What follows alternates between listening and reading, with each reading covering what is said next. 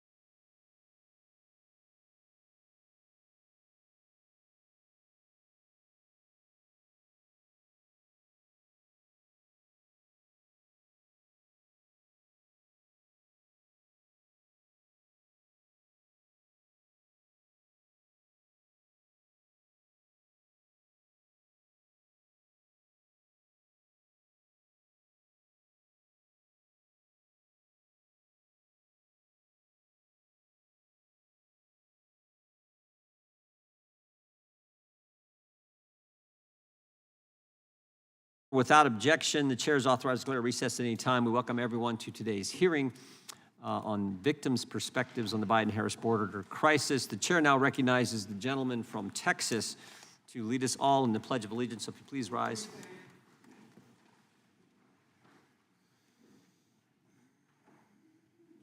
Allegiance to the flag of the United States of America and to the republic for which it stands, one nation, under God, indivisible, with liberty and justice for all.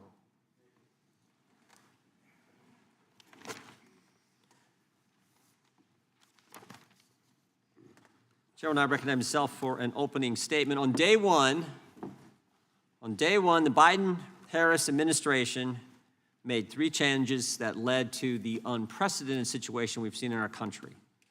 Day one, they decided no more building the wall, no more remain in Mexico while we evaluate your asylum claim, and once you get here, you will not be detained, you will be released into the country. And as a result of that, 10 million migrants have come into the country, 99 on the terrorist watch list. We've lost track, they've lost track of hundreds of thousands of young people who came into the country. Because of all those decisions made, again, deliberately, intentionally, in a premeditated way on day one of this administration, all kinds of terrible things have happened. All kinds of terrible things. Jocelyn Nungary, Noah Rodriguez, Kayla Hamilton, Weston Funder, Rachel Marin, Laken Riley, Maria Gonzalez, Sam Fagan, Gabriel Fagan. Each one of these individuals were someone's child. Each one had a promising life ahead of them. Each one had people in their lives who loved and cared for them. Each one is a victim of the Biden-Harris open border policies.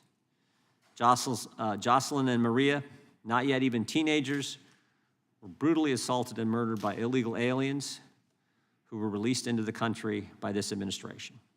Kayla and Laken, young women pursuing their dreams, were brutally assaulted and murdered by illegal aliens who this administration released into this country. Rachel Marin, a mom of 5 young children, was brutally assaulted and murdered by an illegal alien welcomed into this country by Kamala Harris and Joe Biden. Noah Rodriguez, Sam Fagan, Gabriel Fagan, Weston Funder, teenagers and young men with bright futures were poisoned by fentanyl that this administration refused to stop from flowing across our southern border.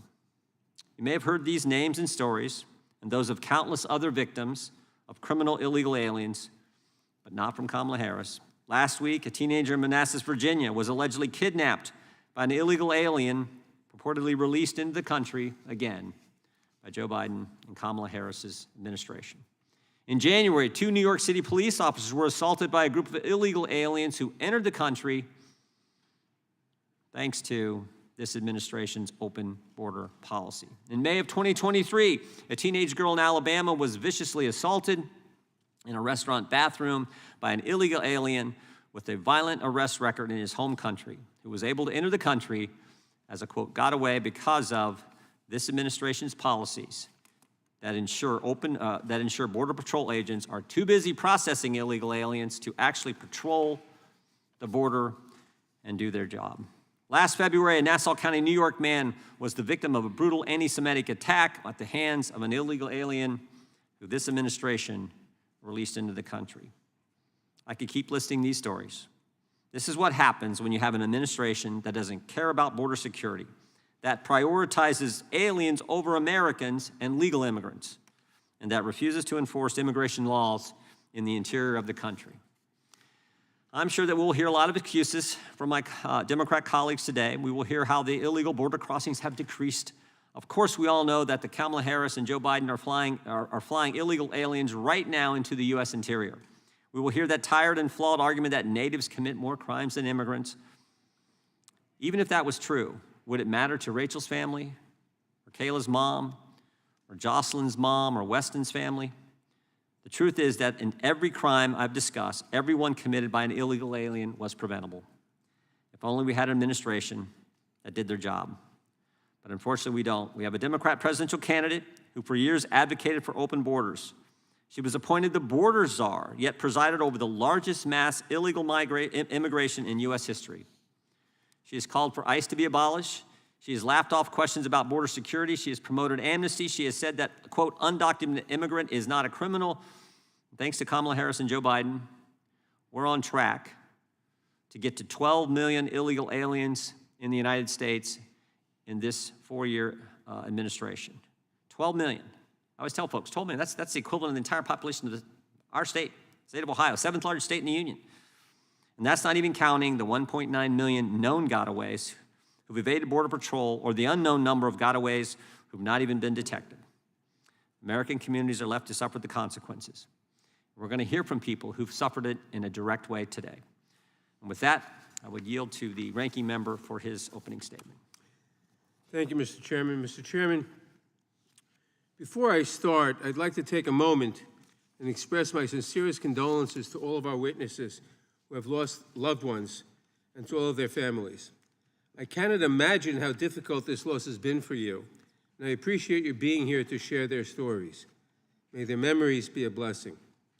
Unfortunately, instead of working in a bipartisan fashion to find meaningful solutions to our broken immigration system, we are sitting in yet one more partisan hearing designed to divide us and to score political points before an election.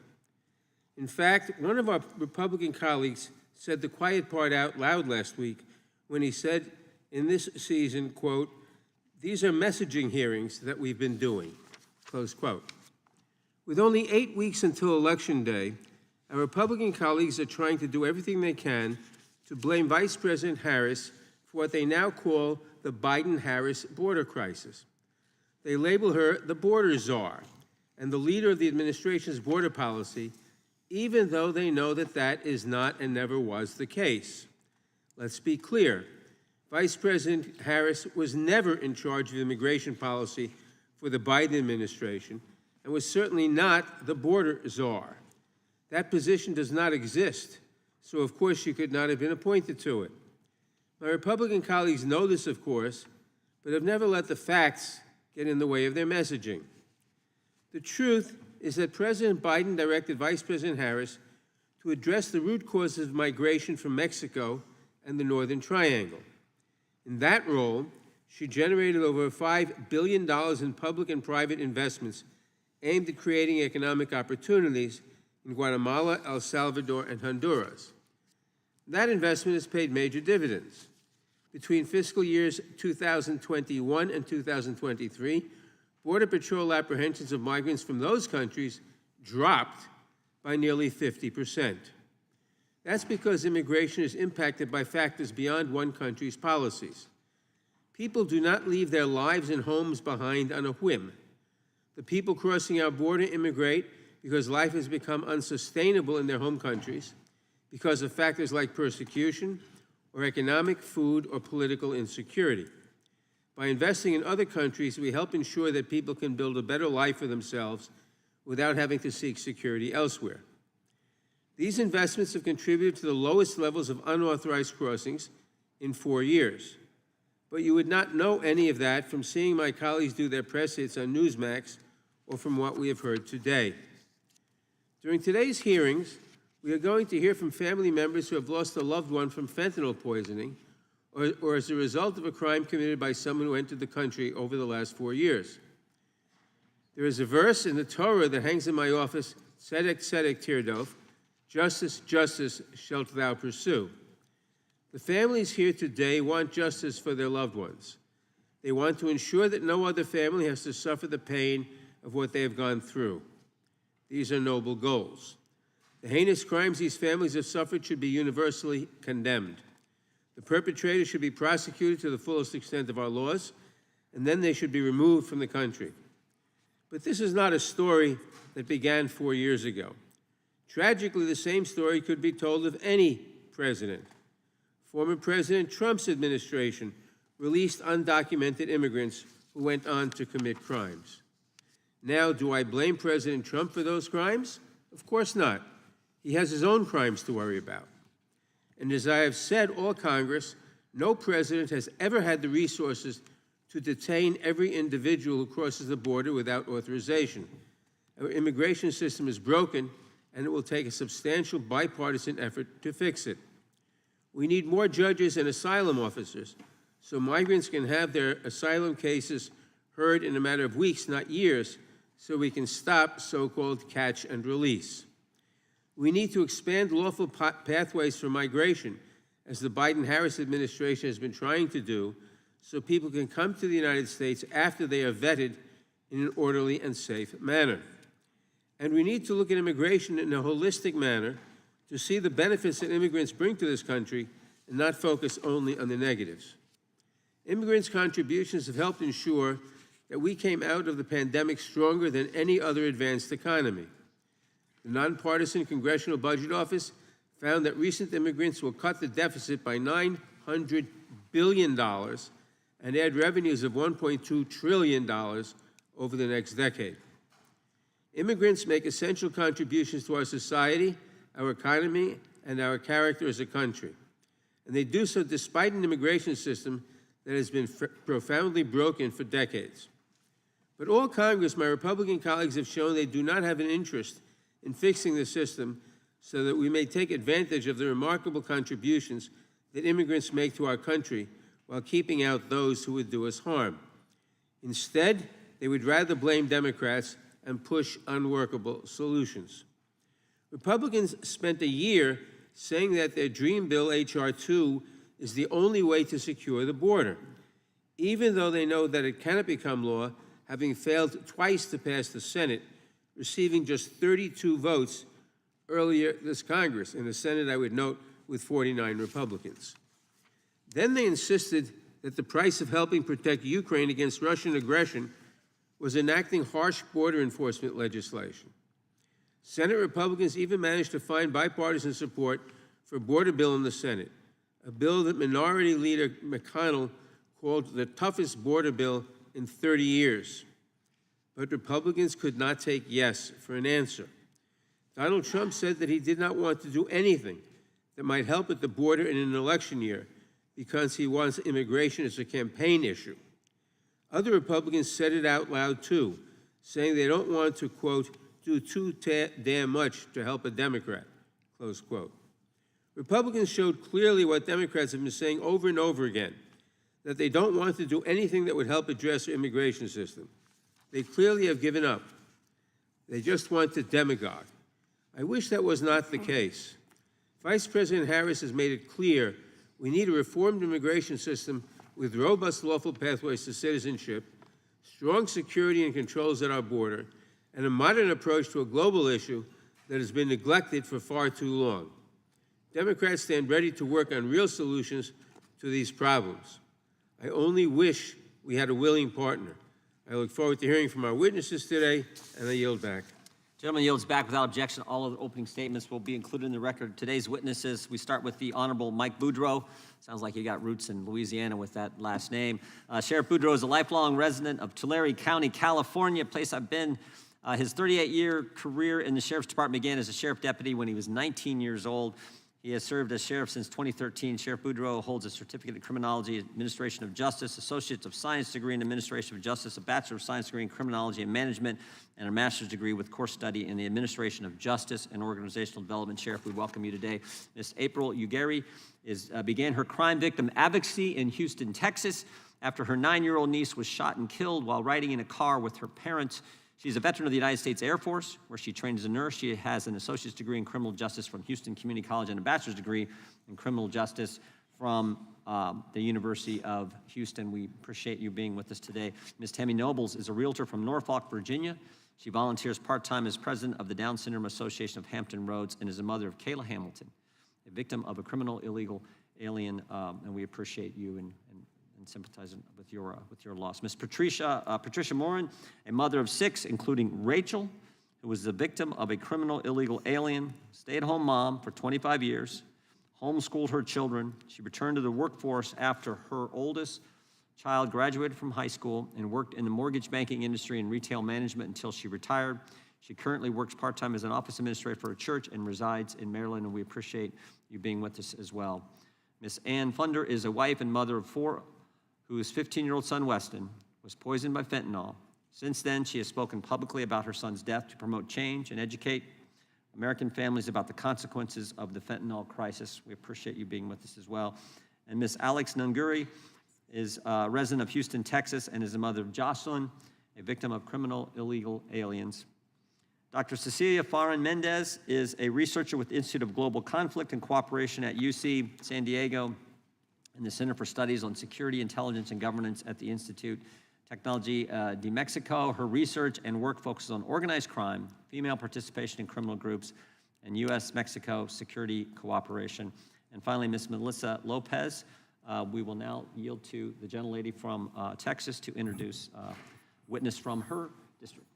Thank you, Mr. Chairman. It's my pleasure to introduce a fellow El Pasoan to the committee this morning, Melissa Lopez, who is doing vital work as the executive director of the Estrella del Paso organization. Estrella del Paso is the largest legal services provider in our region. They assist asylum seekers, victims of trafficking, and migrants who have faced a host of dangerous and life-threatening situations. Over a career spanning 17 years providing legal services for immigrants, Melissa has met countless immigrants and experienced firsthand just how many people come to the United States in order to pursue a better life for themselves and their families. Ms. Lopez, thank you for all of your work and welcome. Thank you, gentlelady yields back. We will welcome our witnesses and thank them for appearing today. We will begin by swearing you in. Would you all please rise and raise your right hand?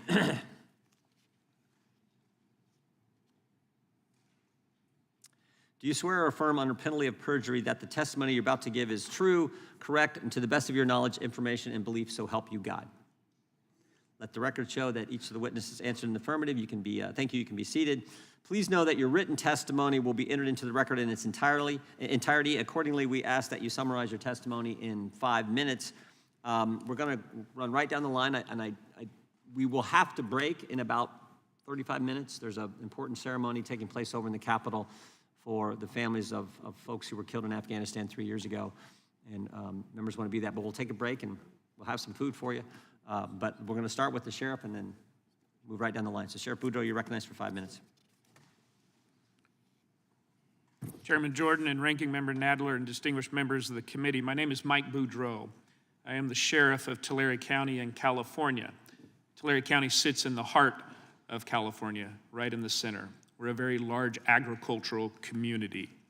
I have spent 38 years in law enforcement working in the sheriff's office and working with victims throughout my career. I am also an FBI National Academy graduate in Class 251, where I have law enforcement leaders from all over the country and as well all over the world who I have connections with. When it comes to the dangerous and sometimes deadly impacts of what I feel is a failed Biden-Harris administration on open border policies, the impacts of illegal immigration in California, I must say that I have a front row seat. I also served as the California State Sheriff's Association president, where I meet regularly with all other 57 sheriffs, there's 58, me being number 58, in the state of California hearing their stories. There's a few examples that I would like to be able to provide today.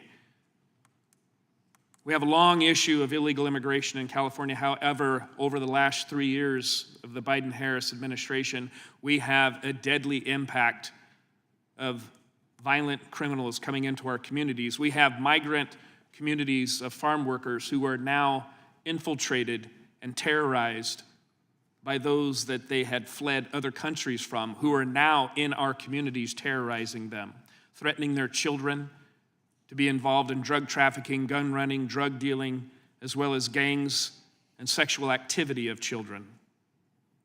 I'm very involved with these migrant communities as the sheriff, and I can tell you the personal stories and impacts are heart-wrenching. Many of these communities have to do what's called paying rent.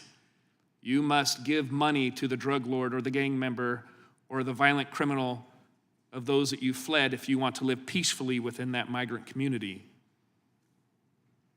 I'm very familiar with Kamala Harris as the Senator and Attorney General in California, and I can tell you that the words that she has often spoken when it comes to defunding the police and ICE kin to the KKK is demoralizing to law enforcement and those trying to protect our country and protect victims here in California and the United States. I have, as the president, walked the border, and over the course of the 38 years as sheriff, I have visited the border many times, and I have many friends in the Border Patrol as well as Homeland Security, and I can tell you that they are frustrated. Thousands of people coming through a day where I visited and I saw people from Yemen, China coming through. In our town, we had a friend of mine, Jody Jones. His brother was shot and killed at an AM/PM mini-mart where an illegal immigrant who had been deported 3 times over found his way back into the United States, attempted a robbery, and shot and killed a man. My deputies got into a pursuit and got into a violent shootout with this man. We have a case where that's called the reign of terror. I can tell you, as the Attorney General, Kamala Harris often lessened the impact of law enforcement with her quotes of defunding the police. I have story after story, but most recently what we're starting to see is an influx of Mandarin, or those from China. We're unraveling a human trafficking case of over 40 women who are involved in sexual prostitution up and down the state of California, who have found their way across the border and are here illegally, and that case is ongoing. We have financial crimes from Mandarin, thieves from China, who are stealing millions of dollars online from our elderly in the Central Valley and up and down the state of California. We had an illegal immigrant, El Mano Negro. He was a hired hand by the cartel, where we arrested, and finally he admitted to killing and assassinating over 25 people in our county at the hands of the cartel. We just unraveled a cartel in our county, dismantling that cartel. The people in that cartel that we arrested openly admitted that within the last 3 years, it's easier now to move human beings, drugs, guns, fentanyl most specifically, across the border, and that it's easier now than in the history of their cartel. I can tell you, because of the Biden and Harris administration, law enforcement resources are quickly depleted. We have victim after victim that we see, as you'll hear today, and that these stories are not unfamiliar to law enforcement up and down the state of California. And so with that, I'll conclude and turn it back over to you, Mr. Chairman. Thank you, Sheriff. Ms. Nobles, you're recognized for 5 minutes. Good morning to the members of the committee. Thank you for allowing me to speak. On July 27th, 2022, I received the worst news that a parent can ever get, that my newly 20-year-old daughter, Kayla Hampson, was found deceased with injuries consistent with homicide. There are no words that describe the heart-wrenching, soul-crushing pain of losing your child so horrifically. Kayla was a happy and loving person. She loved life and God. She was extremely ambitious, and despite having autism, she was determined to make her way in this world. She loved animals, especially her cat Oreo, and cared about the homeless. At first, we knew very little details of the murder until an arrest. At the end of March of 2022, Walter Javier Martinez was apprehended by Border Patrol, crossing illegally into the U.S. Martinez stated that he was 16 years old and feared gang activity in his country in El Salvador. As an unoccupied alien child, Martinez was granted access into the United States with no background checks or vetting. Homeland Security did not verify the sponsor and allow Martinez to go live in Frederick, Maryland. There were behavioral issues with him living with the sponsor, and he ended up staying with his half-brother who lived in the same neighborhood, Mobile Park, as Kayla. There were behavioral issues with Walter, so the half-brother called the property manager, owners of the mobile home park, which I thought was a legit company. We learned that an illegal immigrant couple owned the mobile homes and took it upon themselves to allow this 16-year-old to rent a room in the same mobile home as Kayla. Martinez was living there less than 5 days before he violently and brutally murdered my daughter. Walter Javier Martinez broke into Kayla's room while she was sleeping that morning. Kayla left a voicemail on her boyfriend's phone. According to the voicemail, a struggle was going on, and Kayla can be heard crying, groaning, and struggling to breathe. Martinez can be heard on the voicemail hushing her, and near the end telling her, "I'm sorry," in Spanish, while strangling her with her phone charging cord. After she was deceased, Martinez tied her up and sexually assaulted her. This was confirmed by the annual swabs that matched Martinez's DNA. Kayla fought for her life that day. She had bruises up and down her arms, her fingers, the left side of her face, her back, and down her leg, and deep wounds to the neck from the charging cord.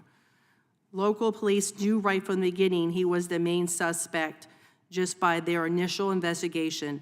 It took the Aberdeen police to confirm that Martinez was a known gang member of MS-13 and that Martinez had a criminal record in El Salvador in 2020. If Homeland Security did a background check, then they would have known this, and Martinez wouldn't have been able to be on U.S. soil. With Martinez being 16 years old, Maryland Child Protective Services took custody of Martinez until the DNA results came back. The Aberdeen Police Department was very transparent to CPS. The Aberdeen Police Department demanded that Martinez be held in a secure location because he was a threat to society based on the murder and injuries of Kayla Hamilton. It was later learned that Child Protective Services placed Martinez in a group home with other children and then placed Martinez in a foster home, which allowed him to be enrolled in high school. This was also confirmed by an investigative reporter with Fox 45 Project Baltimore who got an actual confirmation from Edgewood High School. While in jail, a letter was intercepted that Martinez wrote, confessing to 4 murders and 2 rapes. Martinez ended up pleading guilty and taking the plea deal of 70 years. Since he was a juvenile at the time, even though he was tried as an adult, Martinez couldn't get life without the possibility of parole. This is not a political issue. This is a safety issue for everyone here living in the United States. Not only was Kayla's life put at risk and taken, so many other children and adults were at risk. The Biden-Harris administration is not putting the American citizens' safety first. The United States government must secure our border. We need to properly vet and background check all border crossers. This isn't about immigration. This is about protecting everyone here in the United States.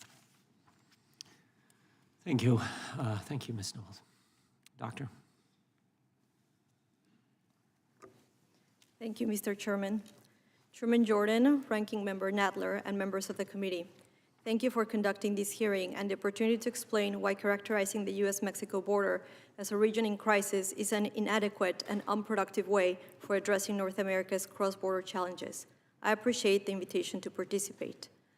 I am an expert on organized crime and U.S.-Mexico security cooperation. As a scholar of U.S.-Mexico relations and as a proud resident of the border region, I am convinced that transnational problems require transnational solutions. To the families testifying today, I want to acknowledge your grief. There are no actions that can reverse the tragedies that you have experienced. My testimony today does not seek to invalidate yours. On the contrary, it is precisely because I have witnessed and collaborated with families on both sides of the border that have lost loved ones that I am here to offer what I believe is a more constructive and sustainable path forward. I apologize. We got someone checking just to make sure that everything's fine, but Thank you. we'll Shall continue. Yeah, you can continue, Doctor. Thank you. The human cost of our shared tragedies cannot be overstated. Today, Americans are more likely to die from an opioid overdose than a car crash. Equally important, homicide is the leading cause of death for men ages 15 to 44 and the second cause of death for women ages 15 to 24 in Mexico. Painfully, while families who have lost loved ones to overdoses or homicides may find some degree of solace in visiting their graves, this remains a dream for the thousands of family members who search for the more than 115,000 Mexicans who have disappeared. North America is facing simultaneous and connected health crises. Perhaps paradoxically, the silver lining is that there is no secret solution awaiting to be discovered. Actions available to Congress can contribute to stemming the devastating effects of these public health challenges and can be implemented through U.S.-Mexico cooperation. Even though the border is characterized in Washington, D.C. and Mexico City as a perpetual crisis, for those of us who live and work in the region, we know this is where the most creative and innovative developments in the bilateral relationship take place. This is not an overstatement. Consider, for instance, the health challenges the world faces with COVID-19. In a time of fear and uncertainty, where countries close borders, the governments of California and Baja California worked in partnership with public health experts, academia, and the private sector to engineer a cross-border vaccination program, a program, I might add, that actually benefited supply chains for the defense sector in the US as well. This type of proactive, collaborative ingenuity, rather than unilateral measures, is what is most urgently needed. Today, I present to you an evidence-based call to action from the border with 6 actions to start. First, support the Stop Arming Cartels Act.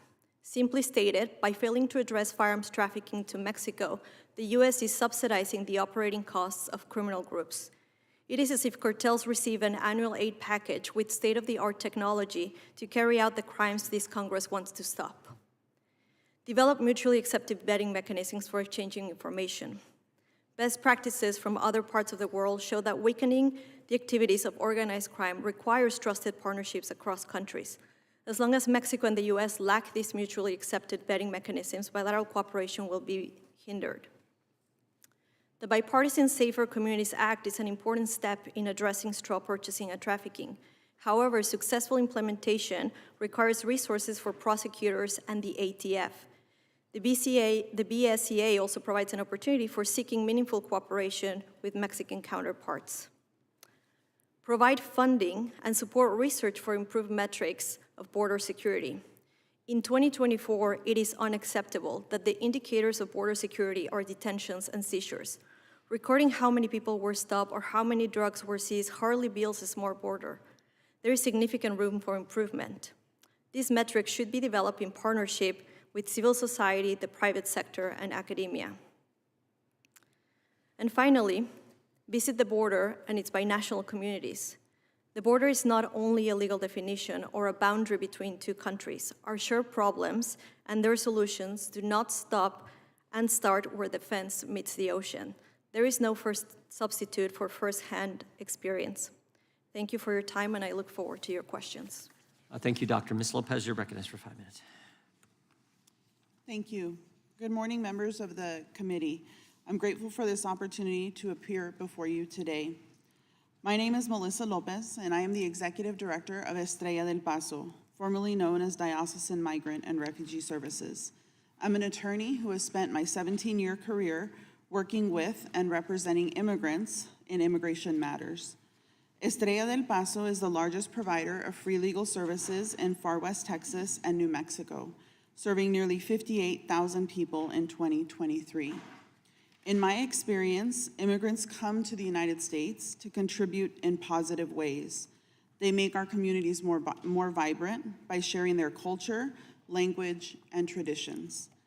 I was born and raised in El Paso, the child of immigrants from Mexico.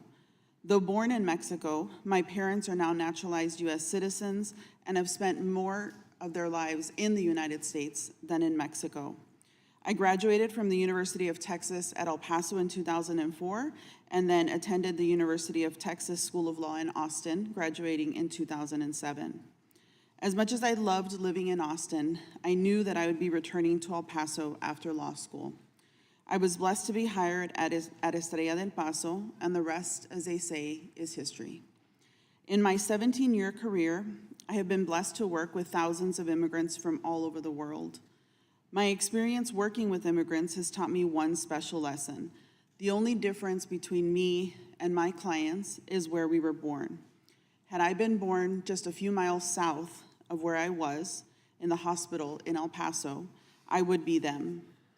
It has been my experience that the people I am blessed to serve are simply trying to provide for their families and ensure they are safe.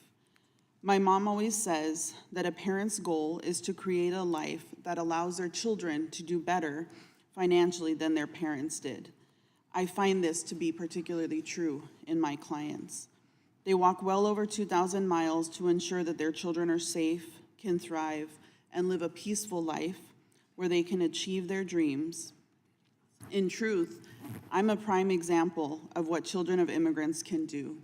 I'm the first in my family to graduate college. I'm the first in my family to obtain a professional degree. And I'm the first in my family to become an attorney. I am who I am because I have seen my mom work hard and fight through adversity and have a grit that I wish I had just a little bit more of. I think one of the biggest blessings of my life is being born and raised in El Paso. El Paso is a binational, bicultural community in far west Texas that sits on the border between the United States and Juarez, Chihuahua, Mexico. El Paso is a community rich in love and culture. El Paso is an immigrant community. So many people are born in El Paso but raised in Juarez, or vice versa, as was the case for my parents. El Paso is consistently ranked among the safest cities in the country, surpassed only by Honolulu, Hawaii, a few years here and there. El Paso is a safe city because we are an immigrant community.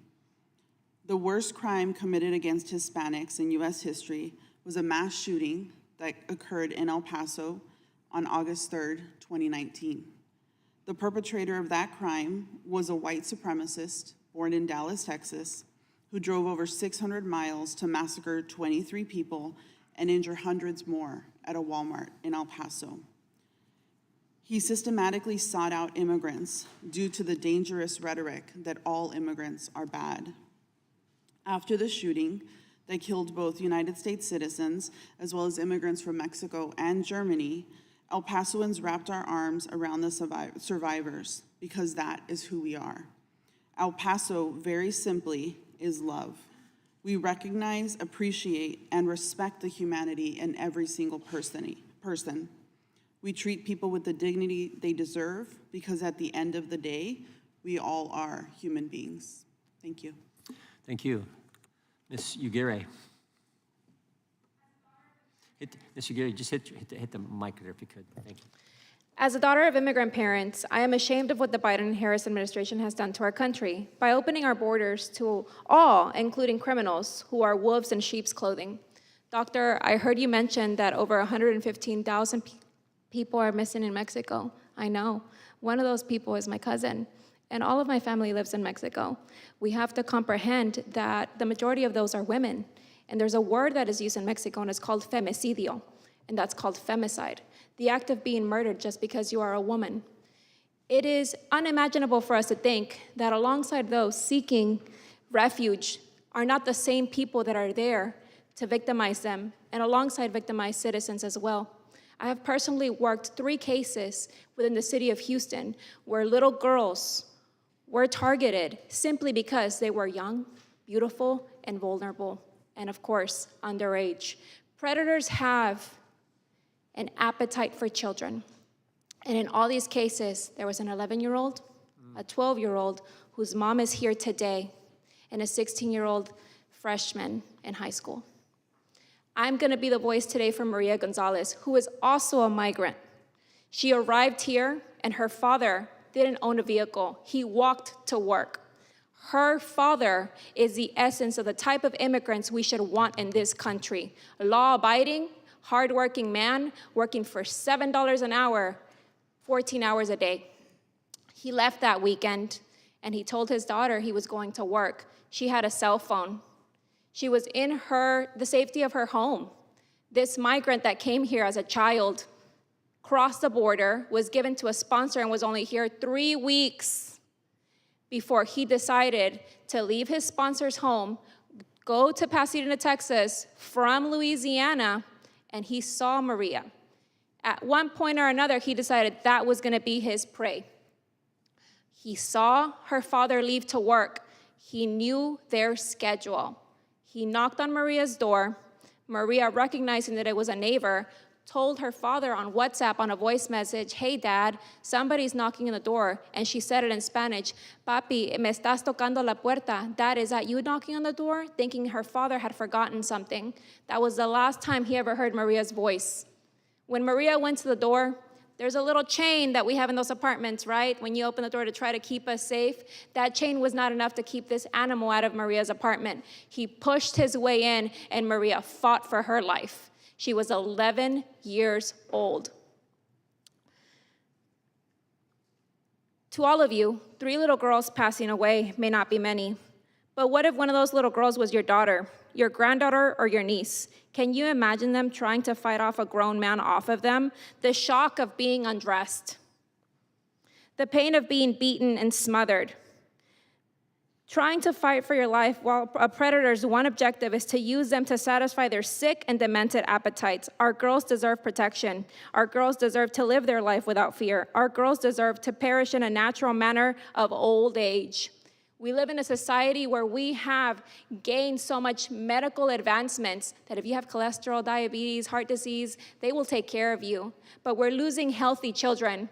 And this case to me resonates because she's also a migrant child. And this says to me we're letting everything through the border because we're not checking them. And you're victimizing citizens, you're victimizing immigrants alike. We're not against immigration, we're against unvetted immigration. And I want you to know, as a woman who has a majority of their family in Mexico that are not privileged enough to be in this country, there's no such thing as collecting DNA swabs. There's no such thing as embalming. There's no such thing as doing a real autopsy like we do here. Mexico and Central America is where predators thrive. You think they come here to this country and it's the first time they do this? No. This is just a place where we figure it out and we care about our daughters. And we're gonna find out. Finding a little girl in Mexico that has been sexually assaulted is just a normal Tuesday. It's nothing unusual. So I want you to know, immigration is good. I am the living proof of that. My parents don't even have a speeding ticket. That's the type of migrants we want. But bringing them to this country, it's further victimizing what these same immigrants got away from in their countries. We have to have some form of check and balances, a real system to identify these criminals that are hiding in they're wolves in sheep's clothing is what they are. So I ask you, I implore you, close your eyes. I know you have a little girl in your family. Imagine somebody undressing her. Imagine somebody fighting her. Imagine somebody strangling her. Maria was so covered in bruises, I had to go and shop for a funeral dress for her to cover the damage that man did to her. Maria lost fingernails in her fight, and she's a migrant child. Not everybody is the same, and we have to identify these monsters because, like my dad says, they're giving all of us good migrants such a bad name. We owe it to the migrants that are getting away from these communities, and we owe it to our citizens to offer them a safe society. People say, well, citizens kill too, but in these cases, all of these cases are migrants that cause this. And it's the failure of our policies by not checking them. Thank you. Amen. Well said. Ms. Funder, you're recognized for 5 minutes. Thank you. Dear members of the House Judiciary. Ms. Funder, hit that microphone too. Hit that button right there, yeah. Dear members of the House Judiciary Committee, my name is Ann Funder, and I'm a wife and a mother of 4 beautiful and amazing children. And I'm here to share the story about the devastating consequences, just want to put that up real quick, of the Biden-Harris administration's open borders. I hope that by sharing my pain, others may be spared the same heartache. I want to tell you about my firstborn son, Weston. He was an extraordinary child. He was the best big brother. He was a sweet and loving son and a great friend to so many and a joy to everyone who knew him. We attended church. He loved football, hockey, surfing, had so many friends. He had a great heart of gold and a compassion for others that I've never seen on another person. He was always standing up for other people. My husband and I were fully involved in our children's lives, and Weston, like so many teenagers, he wanted to fit in. And during his second semester of his freshman year in high school, at the early age of 15, he succumbed to a moment of peer pressure. He made one tragic mistake, and it took his life. And in February of 2022, our lives were shattered. Our firstborn son, my everything, he was gone. And his whole future and everything that we had prepared him for, all of our hopes and dreams, were stolen in that instant. And despite our best efforts, and our conversations about the dangers of drugs, and our constant support, and our love for him, and he knew he was so loved, fentanyl claimed our son. But But our kids are supposed to learn from their mistakes. And 20 years ago, this would not have killed my son. But they're dying from them. Kids today can't make mistakes. Fentanyl changes everything. Illicit fentanyl came over the open borders illegally. That killed my son. It didn't give him the chance to learn from his mistake, and I hold Joe Biden and Kamala Harris responsible for my son's death. Their open border policies have led to this devastating crisis. Our tragedy could have been prevented if they had taken decisive action to protect Americans from fentanyl flooding over the borders. Instead, they've exacerbated this issue with their open border policies, and Vice President Harris, appointed to manage the border situation, and I have her tweet from March of 2021 that specifically says that she has been appointed to the border. And every Democrat, I hold Vice President Harris appointed to manage a border situation, and she has failed to act. Joe Biden, Kamala Harris, and every Democrat who supports these open border policies are complicit in the deaths of 300,000 innocent Americans, including my son, Weston. Say his name. Look at his picture. Since this administration took office, 300,000 sets of parents have had to bury their children. In 2021, till now, 300,000, and that doesn't include 2024. It's now the leading cause of death for Americans aged 18 to 45, and it's rapidly becoming the #1 killer of teens, with 14 and under being the fastest growing demographic, and I can show you every day, babies are dying from this. Toddlers, 12-year-olds, 14-year-olds, your children, your grandchildren, and it can happen to anybody's children. President Biden, who knows the pain of loss and losing a child and has another child who has battled addiction, you would think that he would prioritize this issue, yet he remains absent. And Vice President Harris's March 23rd of 2021, her tweet claimed that she was appointed to address the border crisis. She acknowledged the difficulty of the task, but that it was a necessary one. However, for over 3 years, she has done zero to address this problem. The open borders are a matter of national security, and when this administration opened the borders, they gave operational control to the cartels who are operating a multi-billion-dollar business on American soil. I just want to say that, unregulated, tax-free. While not addressing the problem, it will continue to happen.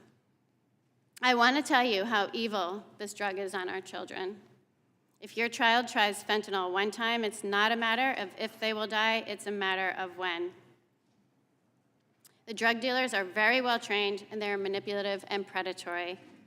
They know it's 50 times more addictive than crack, and so if your child tries it once, they've got a customer. Withdrawal symptoms set in after one time of trying it. Within 2 to 3 hours, your child will be battling severe symptoms that we as adults could barely handle. And drug dealers, like groomers, convince your child that they can't tell their parents they've done something wrong. So they give them more. And now you have a child trying to deal with an addiction that they never wanted for the first time in their life. And for $7.50, you can deliver it to your front door, placed under a mat, or your child can deliver it to their front door on social media. Parents are finding their children dead in their beds, a place that should be their safe space of comfort, where they lay their heads at night. And in the morning, parents are waking up to this nightmare. And it's being supported by drug dealers, supported by the cartels, coming over our wide open borders. Ms. Funder. Okay. I'm almost done. Yeah, go ahead. Okay. Quickly. Okay. Thank you. Few in this room can truly understand the depth of my pain, and unfortunately, too many families in America can. Weston is gone, and his death is a direct consequence of the decisions made by the Biden-Harris administration. The open borders have been allowed to persist and have led to tragedies like the one that I shared and shattered my family. I stand before you today to hold them and anyone who supports open borders accountable, and I implore you to take this to heart. Thank you. Let this be a catalyst for change, because the decisions that we make will prevent further tragedies and save lives. Thank you for your time, and thank you for the extra time. You bet, thank you. We're going to go, if we could go real quick, but then we do have to take a recess. Ms. Moran, you're recognized for 5 minutes. Thank you. I have before me a written statement, but it's hard for me to read off a piece of paper, so I'm just going to share from my heart. Yeah. My daughter, 37-year-old woman, she has 5 children. On August 5th, she went for a walk on a trail in a small town. We live in a small town in Maryland. We've walked this trail for over 25 years as a family, so it was very familiar, very safe. She went for her daily run. She didn't come home that night. The next day, they went out looking for her. They found her, and I'm going to tell you what the court records have said. They found her badly beaten. She was strangled. She was raped. The medical examiner said she had bruises that blanketed her body.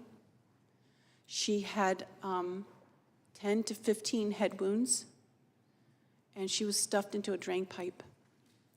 I went to the funeral home because I had to decide if we could do an open casket for her, for our grandchildren, for our family. And you could tell from looking at my daughter that they had filled in all the holes with wax. They tried to straighten her broken nose and tried to align her face back the way that to look normal. And she was covered with makeup so thick it didn't even look like it was a human being. And I wasn't allowed to see from the neck down the rest of her body. This person is, we found out after an investigation, we had DNA that came off my daughter, DNA from a crime that he had committed in Los Angeles where he attacked a 9-year-old girl and the little girl's mom. It turns out that this man was an illegal immigrant from El Salvador. Tammy Nobles and I live in the same town that Tammy Nobles' daughter lives in Maryland. My daughter lived 15 minutes south of this town. An illegal immigrant, he crossed the border 3 times, was sent back. The 4th time, he was a got-away. If they had at any time did the cheek swab for the DNA, they would have known that this person had an Interpol warrant for his arrest for murdering a woman in El Salvador, which is why he was fleeing to America. After he murdered my daughter, he stayed in the same town where he murdered her, continued to work in restaurants, and changed his appearance. And we did a nationwide search. We did flyers, we did commercials, we've done everything, interviews, everything we could to keep her story alive, to tell the horrible thing that happened to my daughter.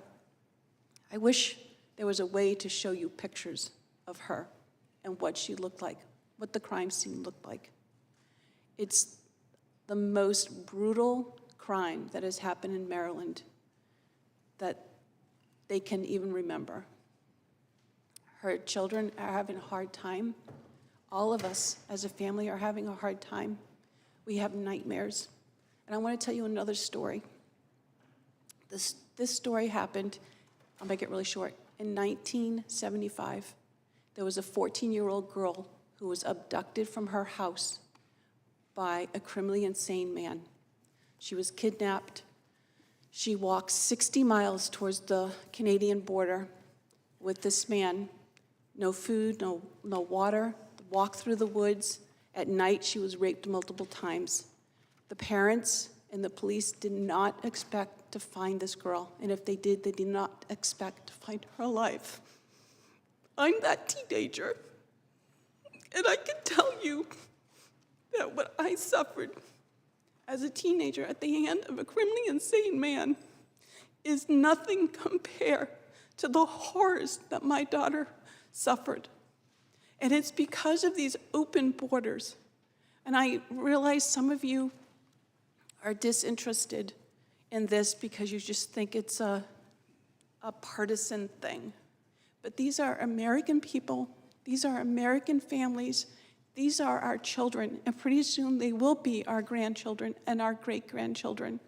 We need to close the borders.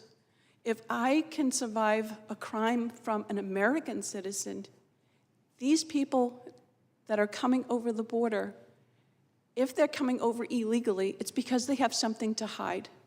Those that come here legally, they're doing the due process, which is necessary to protect them and to protect us. If they're coming over illegal, it's because they're hiding something. My grandparents were immigrants. They came into America at Ellis Island. They stayed at Ellis Island. They were vetted before they were allowed to come into the interior of the United States. I just left the southern border where I spoke to Border Patrol, and they showed me their gunshot wounds. They told me their stories about how they suffered broken necks, broken backs, fractured skulls. It's a war zone there, and we need to close it. We need to put those policies back into place that kept our citizens safe. Thank you. Thank you. Ms. Nungarai. Good morning, members of the committee. I want to thank you all for having me here to share my daughter's story on how the current administration open border policies have affected us in Texas. I was 14 when I found out I was going to be a mom. I knew I was young and I didn't know how I was going to do it, but I know I needed to do what was right, which was be the best mom I could be to my daughter. I fought for her. December 27th, 2011 was the day the rest of my life changed for the better. Jocelyn LaSalle Nungaray was born. She was the happiest, chunkiest little baby. She grew up to have this spunky, quirky, funny, beautiful little 12-year-old young lady. She had a personality like no other. She was so caring, loving, thoughtful, one of the greatest friends you could ask for. She was so talented. She had the biggest dreams to be an actress, and she swore that she was going to be famous one day. It has been 2 months and 25 days today since my daughter has passed away. On Monday, June 17th, 2024, my daughter Jocelyn was murdered and thrown in a bayou of water underneath a creek. On that Sunday night before I went to bed, told Jocelyn goodnight, and I loved her. She was there when I closed my eyes that night, and that Monday morning when I opened my eyes, she was gone. She was a preteen, out doing what teenagers do, going to the corner store to get a soda. She was preyed on by 2 illegal Venezuelan immigrants. They saw an innocent young girl and made her a target for their horrendous actions. That Monday morning, June 17th, was terrifying, waking up to know your child was missing and frantically searching the area where her phone was being pinged just 2 minutes away from our home. Driving up to that exact location to see crime scene tape and officers by a bridge, my heart sank. I ran out of the car to the officers. I explained I woke up to my daughter missing, and I don't know where she is, but her phone was pinging right where we were. They said they hadn't seen anything, and they would let me know. Within 45 minutes, I received a phone call from a sergeant asking me to come downtown to discuss her whereabouts. I'm still hanging on the hope that my 12-year-old daughter is still somewhere out there. They bring me to the floor labeled Homicide Division. I didn't know what to think. After being taken to a room, speaking for about every minute I remember leading up to my last moments with her was when they had finally told me that the body where my daughter's Jocelyn's phone was being pinged, followed by seeing the photo I showed them, confirmed their suspicions, and they did believe the Jane Doe body that was found matched the picture of my daughter, Jocelyn Nungaray. My heart shattered. I couldn't believe what was just told to me.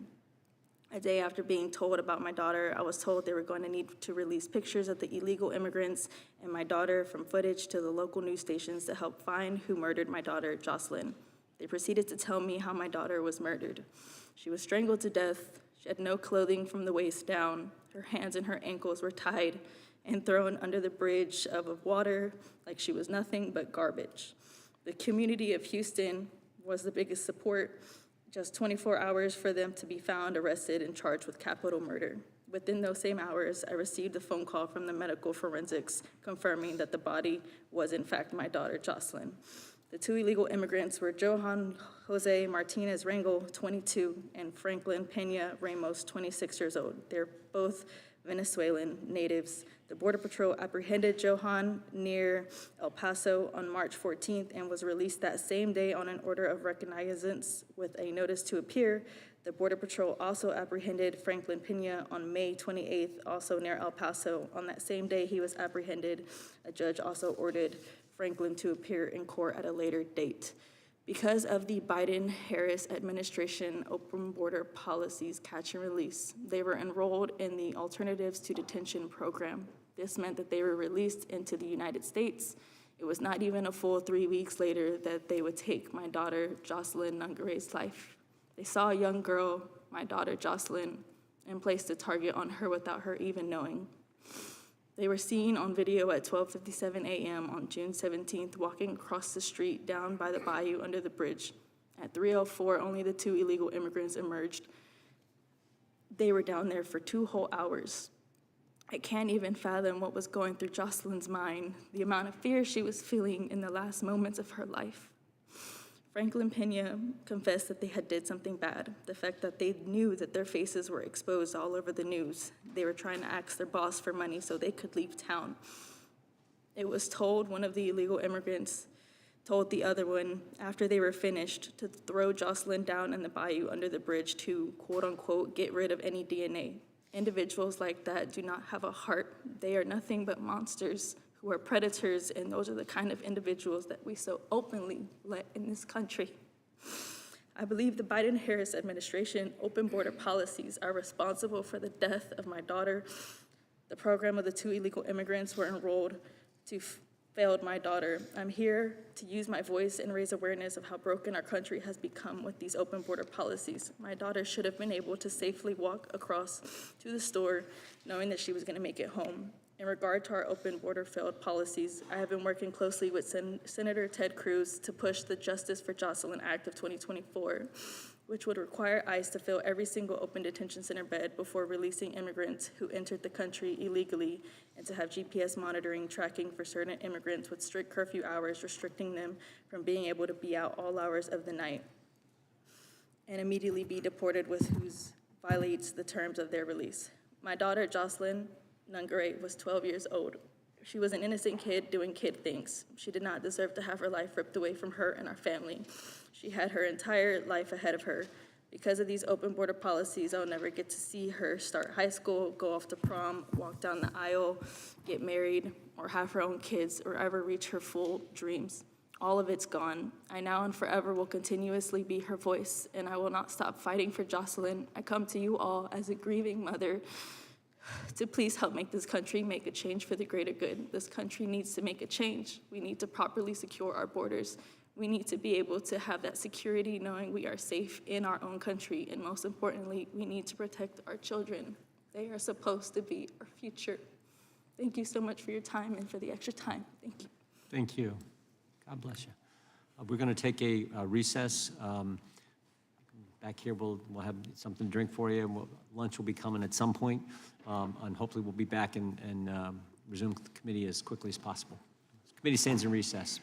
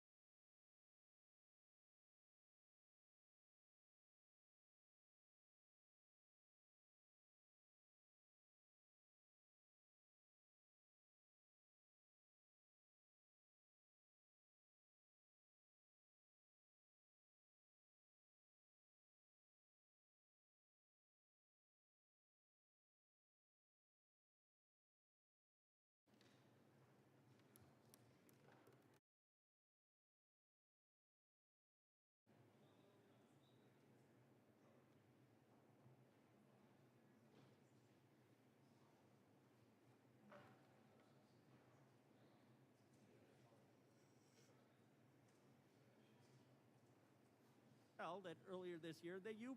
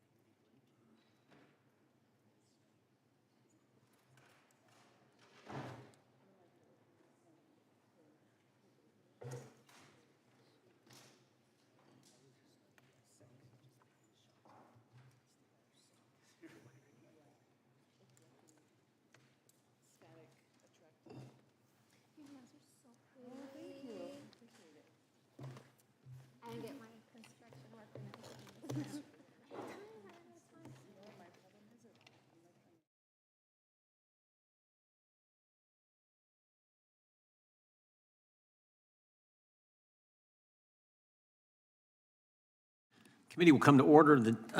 We will now proceed under the 5-minute rule with questions. The chair recognizes the gentleman from California, Mr. McClintock. Thank you, Mr. Chairman. Sheriff Boudreaux, one of the obvious and most frightening aspects of this open border is the migration of the most violent gangs in the world into our community, such as MS-13 and Tren de Aragua. You said that the cartels are already trying to sink roots into your community. Could you go a little bit more into the details of what you're dealing with now in Tulare County? Yes, sir. What's interesting is that the cartels have actually infiltrated within California, even within agricultural businesses and businesses up and down the state of California. They are very smart, very good at what they do. They're businessmen. They're also very dangerous and violent, and they lead by intimidation and fear. In our county alone, the cartel that we dismantled was a Sinaloa cartel. The DEA is, of the 50 people we arrested, the DEA is still hunting down the primary suspect who actually lives in Sinaloa, Mexico. During the course of this investigation, we did learn that homicides had taken place up and down the state, as well as in the central San Joaquin Valley. And did you say that one suspect was responsible for 25 murders? Yes, sir. So in another case... This is what you're seeing in California today in real time. Real time. We have a man who was an assassin working for the cartel. And this man admitted to over 25 different assassinations that took place at the direction of the cartel. He was discovered after he had committed a homicide and accidentally had left a receipt from a gas station, and we caught him on video and was able to speak with him, and during the course of the investigation admitted to those. But what he also admitted is that he was responsible for a certain area of California, and there were many other assassins assigned by cartels in California, throughout California, that were responsible for those areas. So this is going on all over the state, presumably, all over every state. Are you hearing from other sheriffs about these issues? I am. And what are they saying? They're saying much of the same thing. You know, Sheriff Lamb is a good friend of mine out of Arizona who he and I speak pretty regularly. Much of what I speak of in regards to California and the violence as well as the human trafficking, it's mirrored in other states all throughout the United States. Now, illegal migrants often arrive into this country deeply indebted to the Mexican cartels that do actually control the border. How do the cartels enforce these debts on the other migrants?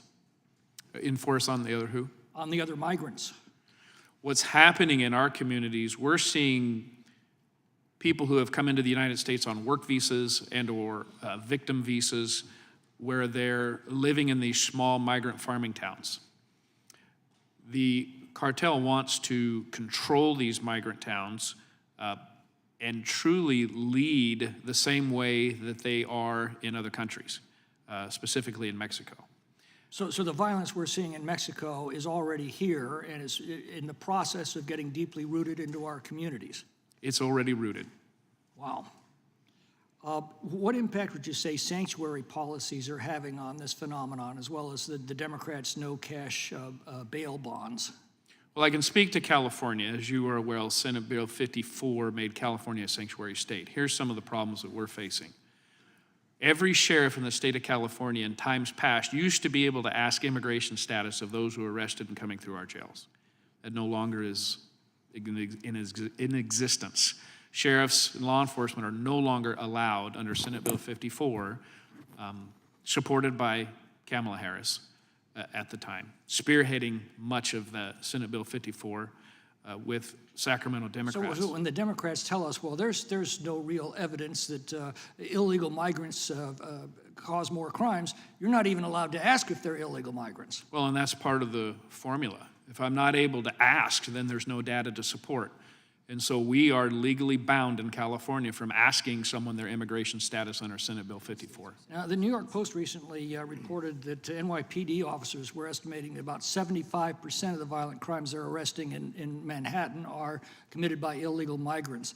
Can you give us a rough estimate, just from your experience, what you think is going on in I'd have to California? give you experience and opinion because the data doesn't Right. allow me to collect it through the formula. Right, but what's your estimate? But what I can tell you is that the crimes that we're seeing based on our investigations that we're well over 50%. Wow.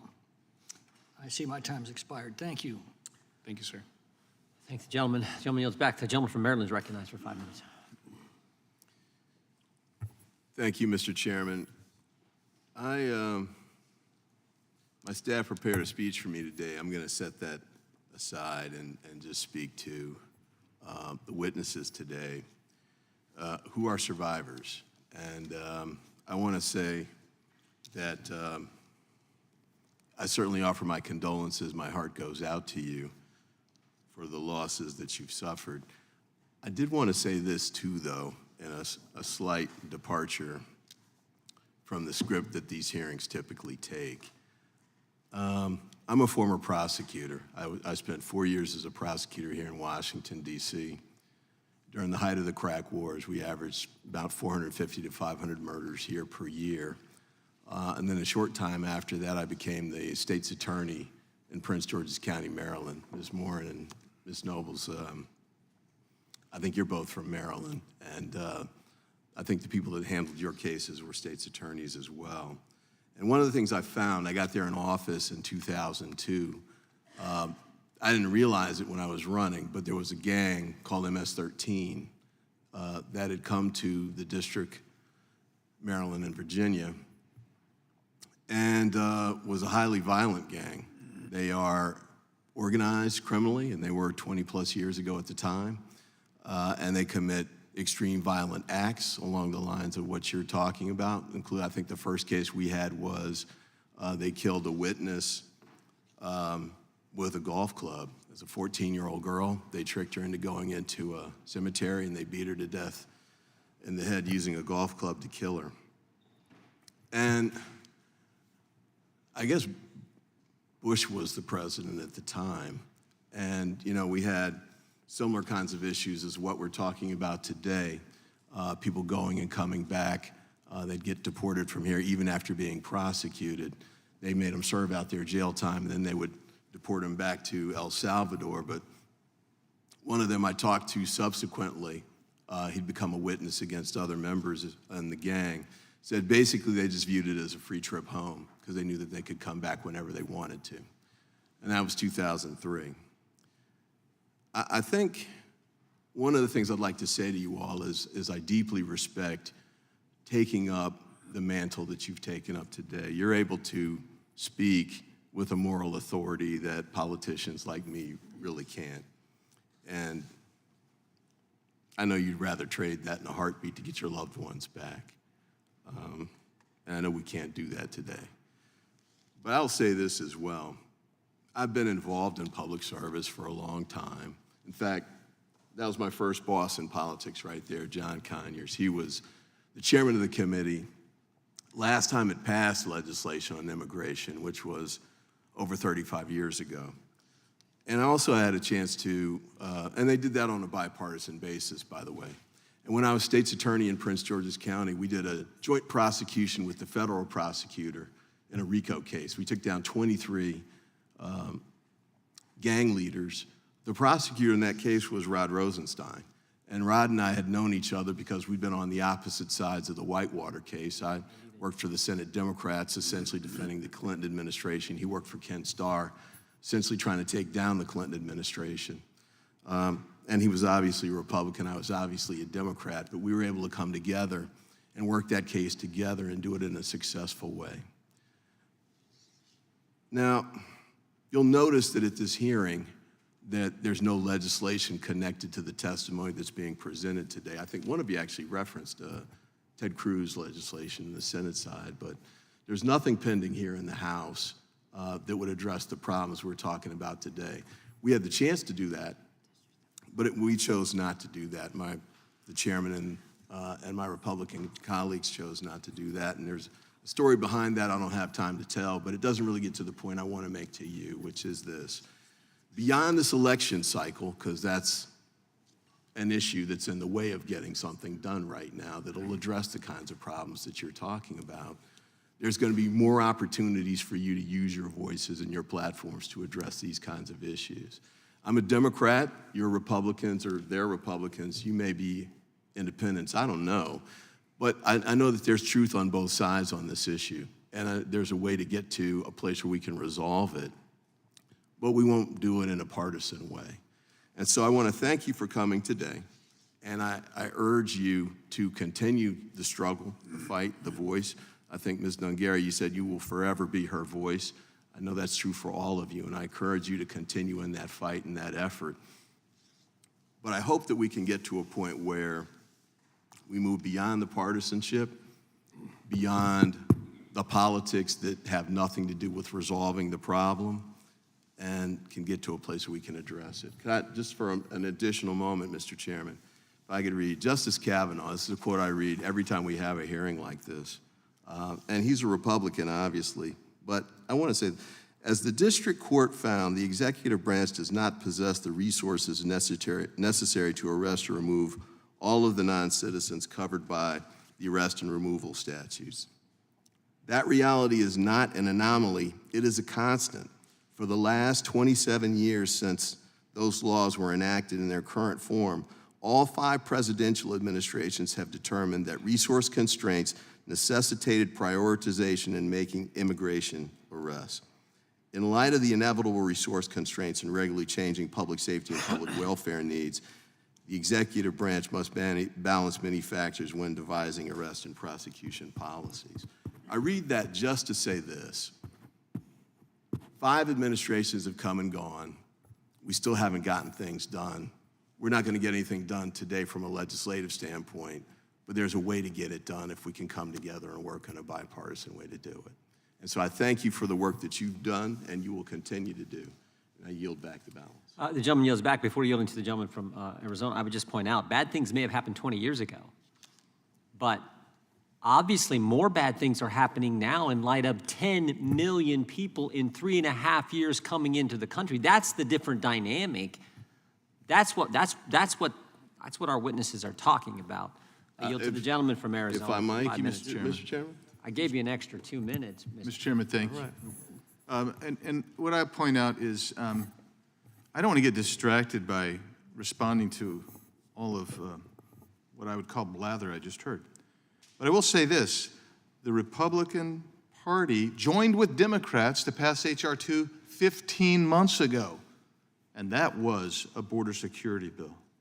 And that would have taken care of a lot of issues that we've seen on the border.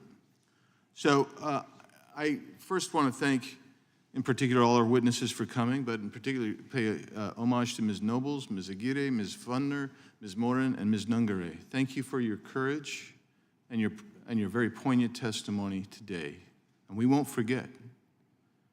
But I want to read a quote here from one of the witnesses that the Democrats invited.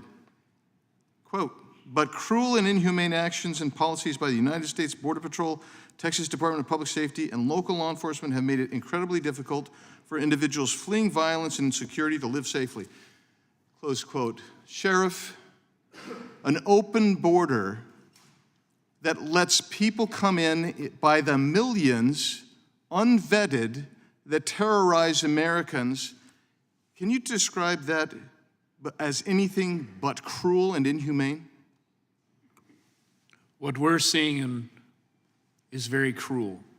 When I'm looking in the eyes of 11-year-old girls who have been brought across the border and been raped, when we have young families who have been brought across the border as victims of human trafficking landing in the United States, specifically to what I can speak to in the central San Joaquin Valley of California, not 1 or 2, these are hundreds of people coming across as victims, where they're brutally raped, beaten, and used in the sexual way and in the sex industry. It's cruel. I feel that if we secure our border, we vet the people coming in, we identify the most egregious and felonious and those with mental health conditions that are impacting the safety of Americans and Californians, as to what I can speak to, I would identify your statement as being true, very cruel. So just for relational or contextual matter, the Yuma sector, which is one of the largest on the southwest border, in the last year of the previous administration, their encounters were about 8,600. And that includes unaccompanied minors, single men, family units, and others. About 8,500. During the height of what we've seen going on under this administration, the Biden-Harris plan on the border, Yuma at one point was getting that weekly. There have been weekends that they've gotten that. It's now back a pace where it takes about 3 to 4 weeks to get that. What they experienced in 1 year, that small community is seeing about once a month now. And it comes with it the flow of individuals that are totally non-vetted. Away they go. We don't know where they're going. The number one got-away corridor, the Tucson sector in which I live. Number one got-away. We don't know who they are or where they're going. We know that they are trying like crazy to evade capture. And they get into the communities, and you see what's happened by the testimony today. And I keep on my computer, and I was just looking at it earlier today.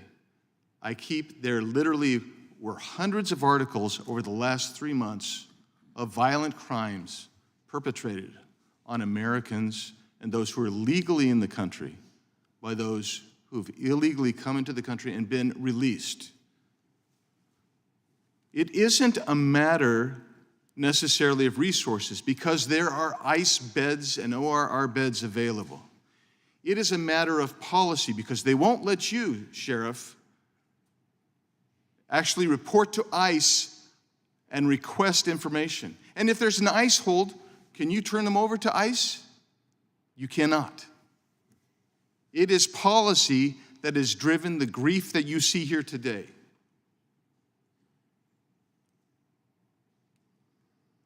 My time is up. Gentleman yields back. Gentlelady from Texas is recognized. Thank you, Mr. Chairman. I first want to also express my profound condolences to each and every one of you who've suffered loss. I have 2 kids. I'm a mom. I would do anything for my kids, and I cannot imagine the grief of losing a loved one in such a tragic way. So I want you to know how much I respect the courage that it took for you to be here today, to share your grief and your pain. I represent El Paso, Texas, an incredible community right on the U.S.-Mexico border. I'm the only member of this committee who actually lives on the border, raised her kids on the border. I'm a 3rd-generation border resident. And there is no one who wants to modernize our outdated laws more than those of us who live on the border. We are the families that have for decades been trying to help the federal government treat people with dignity and humanity. And we have long been asking for reform. I think what is most frustrating to me as a member of Congress is what is happening today at this committee hearing, where we have colleagues who are exploiting people's pain for political purposes. And unfortunately, that's what's happening today. The finger pointing at the administration by members of Congress is frustrating to me as a member of Congress because we are the ones who write the laws. It is legislators who are responsible to write the laws around immigration, around border policy, and it is up to legislators to adequately fund the resources necessary. I can tell you that I have been pushing a bipartisan comprehensive immigration reform bill that addresses outdated border policies and that addresses migration and immigration together. There are 8 Republicans who've had the courage to join that bill. None of them are on this committee. And that bill cannot move because of the obstacles put in front of that. The administration has tried and asked over and over again for adequate resources. They've been hamstrung by obstacles put in the way, preventing those resources from getting to where they need to be. Mr. Ivey mentioned a Senate bill so draconian, I could not have voted for it. It was enforcement only. It was, to me, not workable because it was so focused, again, only on enforcement. But it wasn't Democrats who stood in the way of that. It was the folks on the other side of the aisle who torpedoed what was the most border hardening bill ever written. And that's what Republicans called it.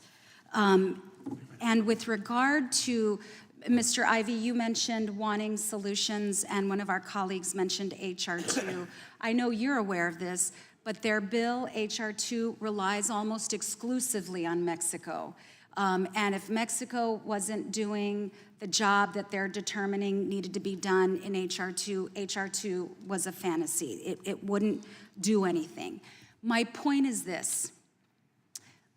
When there were mass shootings, including, as Ms. Lopez mentioned, a mass shooting in El Paso, Texas, by a white supremacist, 23 people shot and murdered in cold blood with an assault-style weapon, traumatizing an entire community. We held hearings that were linked to solutions. We wanted to solve the issue. We wanted to bring resolution. We wanted to find a path forward so that people wouldn't live with the kind of pain that communities like ours that have lived through mass shootings had to live through. There really, truly, there is very little interest on the other side of working in a bipartisan way to find meaningful solutions. You all deserve that. Our country deserves that. And there are those of us in Congress fighting to get to those bipartisan solutions because we don't want to see families living in pain. We don't want you to endure the loss. We don't want anyone else to endure the loss that you all have endured. I and other colleagues are going to continue to work on those bipartisan solutions because that's what our country deserves. I hope you will join us in fighting for those bipartisan solutions because it's long past time that we get there. Mr. Chairman, I yield back. Gentleman yields back. Ms. Nobles, did Republicans on this committee, Ms. Nobles, Republicans on this committee or any of Republican staff exploit you in any way to come to today's hearing?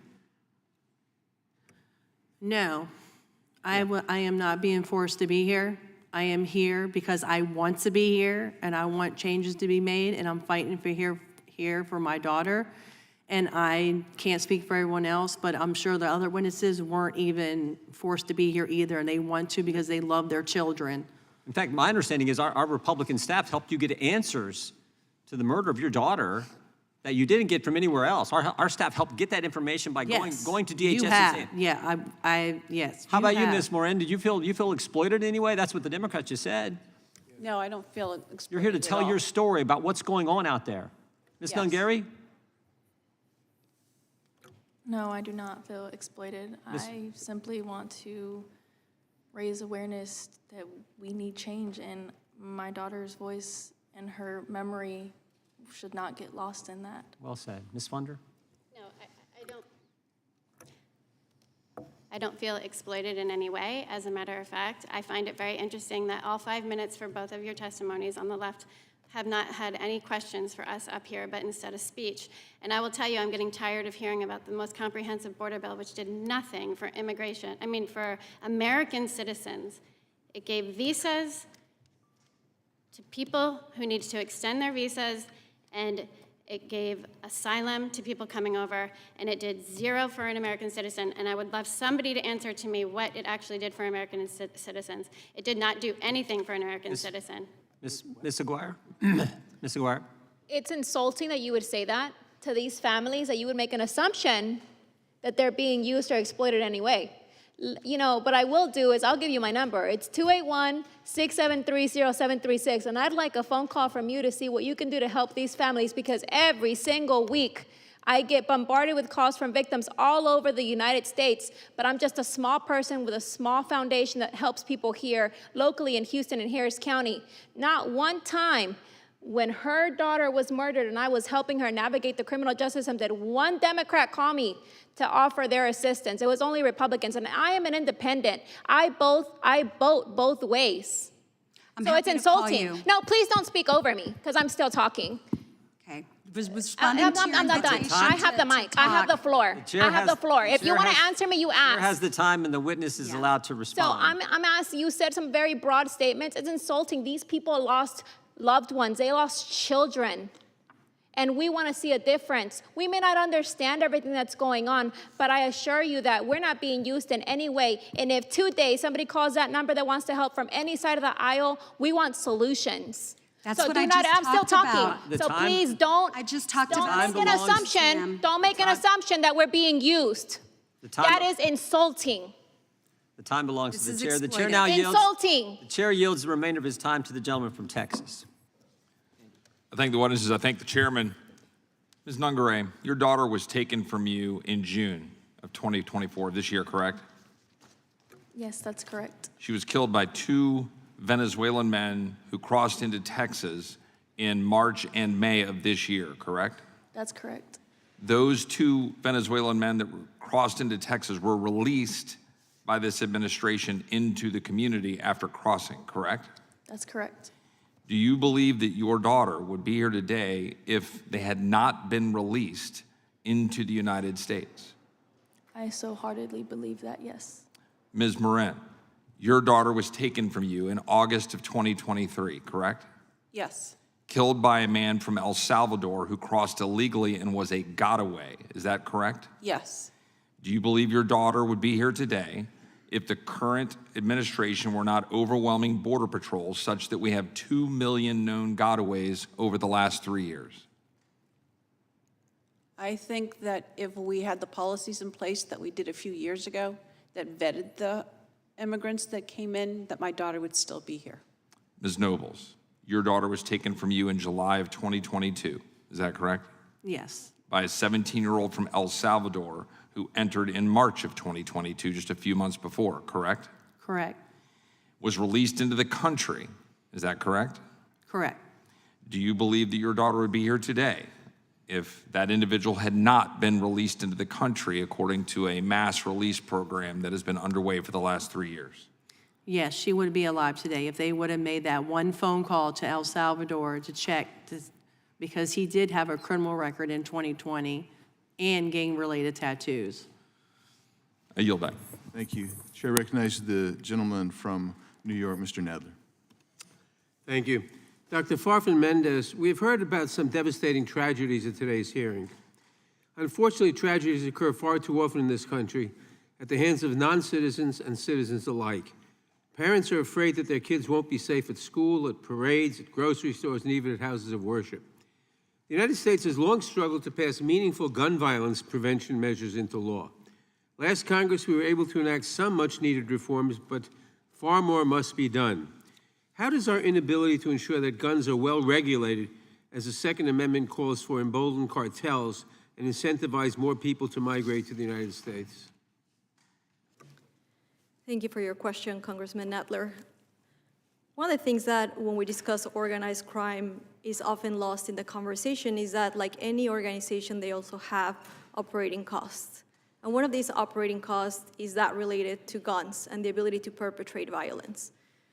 And because it's so easy to traffic guns from the United States into Mexico, essentially what has happened is it has significantly lowered the cost of perpetrating violence in Mexico and other parts in the Western Hemisphere. And what these criminal groups are able to do, because violence is an essential component of their activities, is issue very credible threats to people, meaning that I can convince you, because I have an arsenal to prove it, that either you comply with what I'm saying or there will be consequences. And what we have seen is that to the extent that criminal groups are better armed and have these arsenals, again, that are very easy to acquire and traffic from the US into Mexico and other parts in the hemisphere, this creates displacement in communities, meaning that it puts pressure on migration corridors and it creates challenges in terms of addressing the migration flows that we're discussing here today.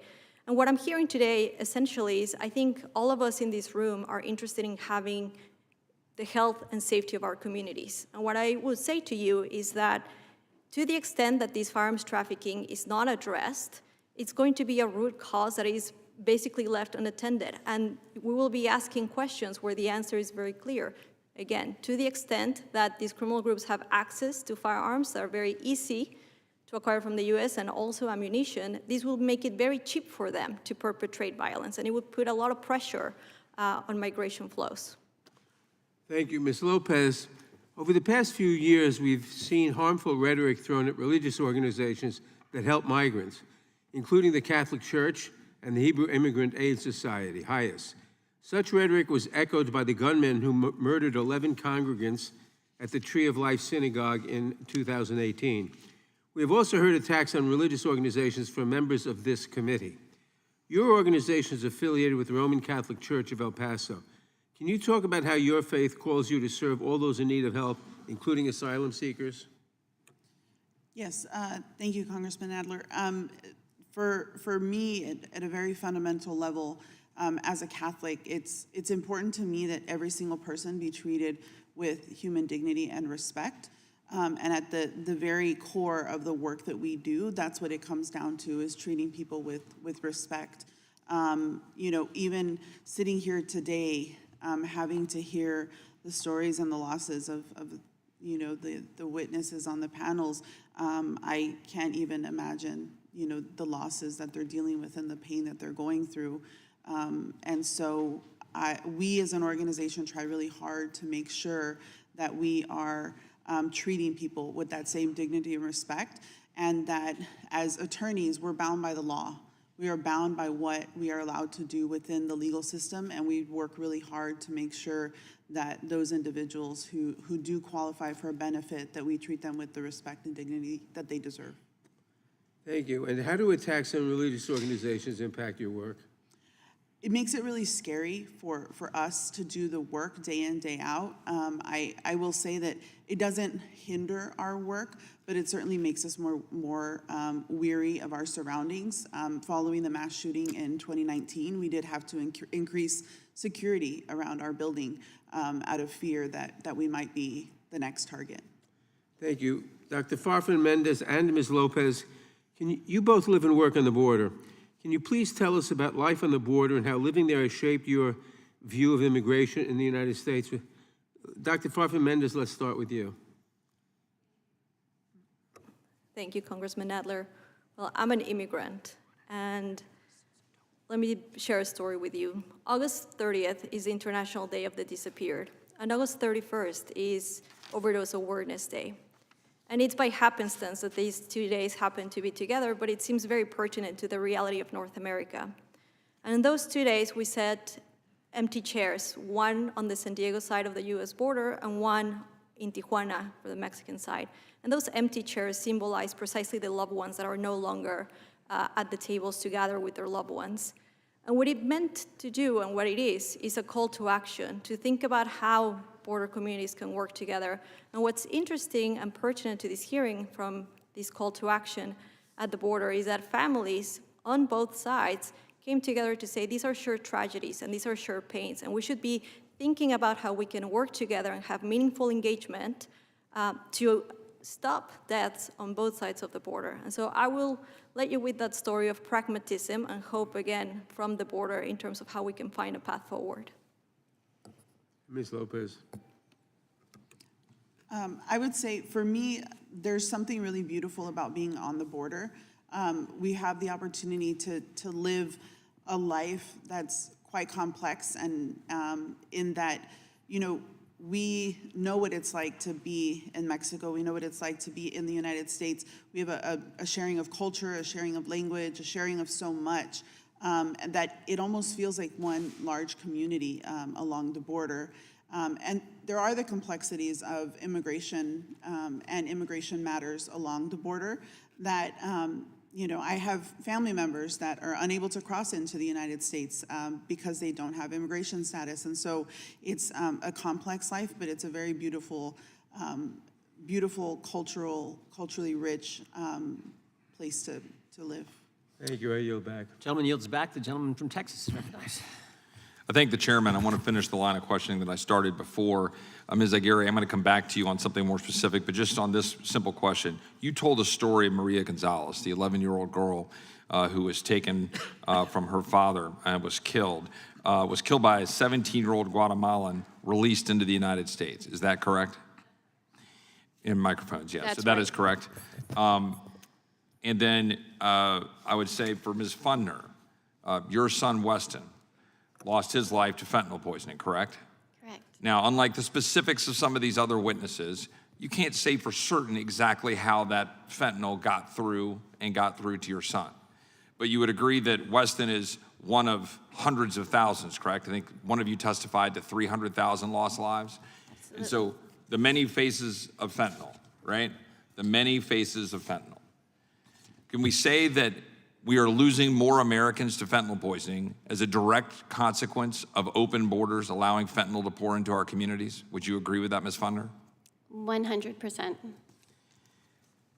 We have witnesses here at the table talking about the crimes that affected them directly. I would ask Sheriff Boudreaux, just a yes or no or quick response to this question. In 2021, there were 11,200 pounds of fentanyl seized. You go to crime, in 2022, we had 12,000 criminal alien arrests at the border. In 23, border agents apprehended 15,000 criminals. With 2 months left in FY24, we are also at 15,000 criminal arrests, and the year isn't over yet, so it's surging. But here's the real problem, because my colleagues on the other side of the aisle will say, oh, look, it's working, they're doing their job. But while Border Patrol has intercepted those increasing numbers of criminals, DHS whistleblowers revealed on August 11th, 24, that as many as 950,000 violent criminals have gone unidentified. In your experience, do you think it is an accurate assessment that scores, thousands of criminals are coming into the United States and being released or getting away from authorities? That is accurate and true. And that in your experience, you see it in real time. Is that correct, Sheriff? In real time. So we've talked about all of the impacts on the individuals that are testifying here. Ms. Aguirre, I wanted to see if this would surprise you. I released a report, my office did, entitled Border Invasion, or America Invaded. And in it, I detailed 50 examples that we found, 50 examples, and there were more. We had to cut the list off in order to make sure we had room. Let me just read a few of these across the country and see if you agree that you think this is a problem and what you're experiencing in your life representing people that are victims. September 3rd, the consequences of the Biden-Harris administration's open border policies, the case of the illegal alien brutally assaulting a teenage Louisiana girl. August 30th, the case of the illegal alien who brutally assaulted a New York woman. August 17th, Brazilian migrant accused of multiple Massachusetts sex crimes, arrested. August 15th, Haitian illegal immigrant charged with raping pregnant woman at Massachusetts migrant motel. August 15th, U.S. officials nab Peruvian gang leader wanted for nearly 24 killings in home country. August 14th, machete wielder at Capitol was a legal immigrant despite being a priority, quote unquote, for detention. August 13th, migrant charged with rape in third NYC sex crime bust of an asylum seeker in 2 weeks. August 12th, NYC migrants, including one charged in sex assault 4 months ago, raped woman at knife point, beat her boyfriend. August 7th, Venezuelan migrant with suspected gang ties released in the United States before terrorizing NYC and is yet to be deported. I can go all the way back, date by date, through the year, into last year, November 4th, 2021. Without objection, I'll insert this into the record and the thousands of examples that are plaguing Americans across the country. With that background, one, Ms. Aguirre, can you confirm that these are just a sampling of what you're experiencing as a victim advocate out of Houston and people that are contacting you across the country, that this is not hyperbole, that this is not political, that these are in fact real human beings that we're trying to advocate for? And secondly, can you explain to the American people why was Maria targeted? You know, I'm going to start with the fact that the reason there's so many sexual assaults committed by illegal immigrants is because in their countries there's very little consequences, meaning that when there's a girl found that has been raped and murdered, it's not unusual. there isn't DNA collection, and there's no embalming, and there's no autopsy. She's buried. And along with her is what they did to her. So these predators thrive in these countries. And if you're not from those countries, you don't know that. Everybody thinks that it's like America everywhere else, and it's simply not.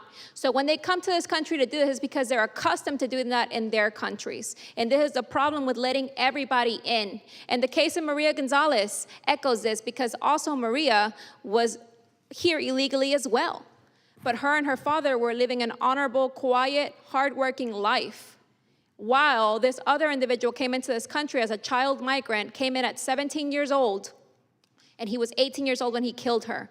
3 weeks into being in this country, and he killed her. The reason he chose her is because she's a child. The second reason, because she's a beautiful little girl. And the third is because she was vulnerable. They don't even have respect for their own communities, because both of these individuals were from Guatemala. Did that stop him from killing her? Absolutely not. Absolutely not. And it was not necessarily something that we could say, oh, well, you know, she passed away peacefully. No, she passed away fighting. She passed away hurting. She passed away losing nails, biting him, trying to get him off of her in her own home.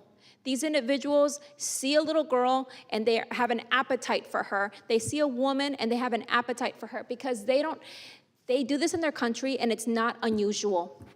These are the type of people that we're letting in. By not checking, we don't know who's coming in.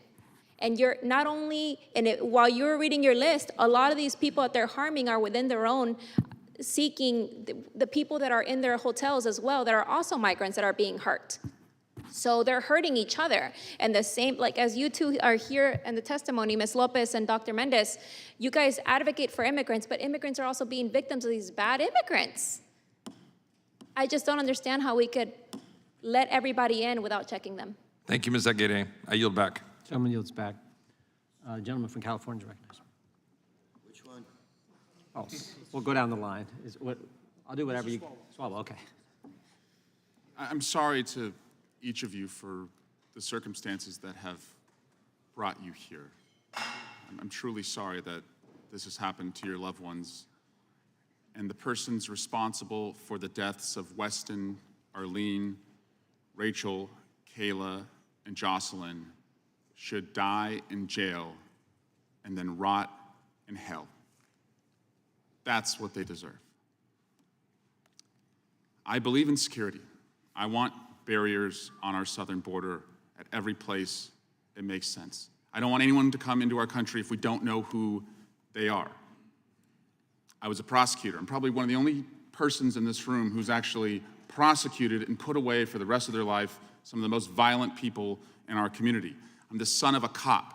My brothers are cops. The two of them walk the beat every single day. I believe we can have security first and also address a workforce crisis and find a pathway to earned citizenship in our country. But I want to be real with you. Congress is divided, and it's hard to get everything you want. On gun violence, I want an assault weapons ban and background checks. We have a divided Congress, and so we had to settle for Republicans and Democrats coming together for the Safer Communities Act. It wasn't perfect, but it was something. And fewer kids will die in their classrooms today because Congress compromised. I want to be real with you. They don't want a compromise. Donald Trump walked away from the second most conservative Republican in the Senate offering a compromise. Don't take my word for it. Take theirs. The border is a very important issue for Donald Trump, and the fact that he would communicate to Republican senators and congresspeople that he doesn't want us to solve the border problem because he wants to blame Biden for it is really appalling. But I would acknowledge President Trump failed, along with Republicans.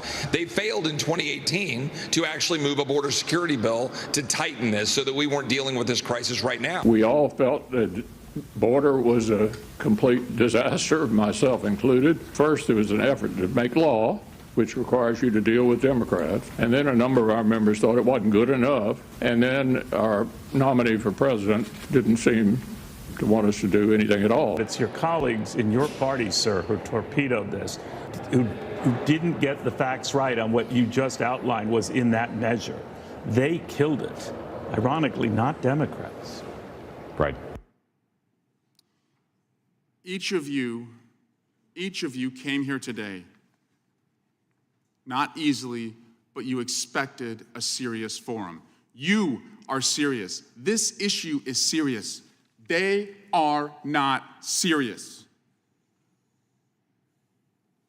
The chairman yesterday tweeted, are the aliens, the chairman yesterday tweeted, when President Trump was in office, the border was secure and illegal aliens weren't eating your pets.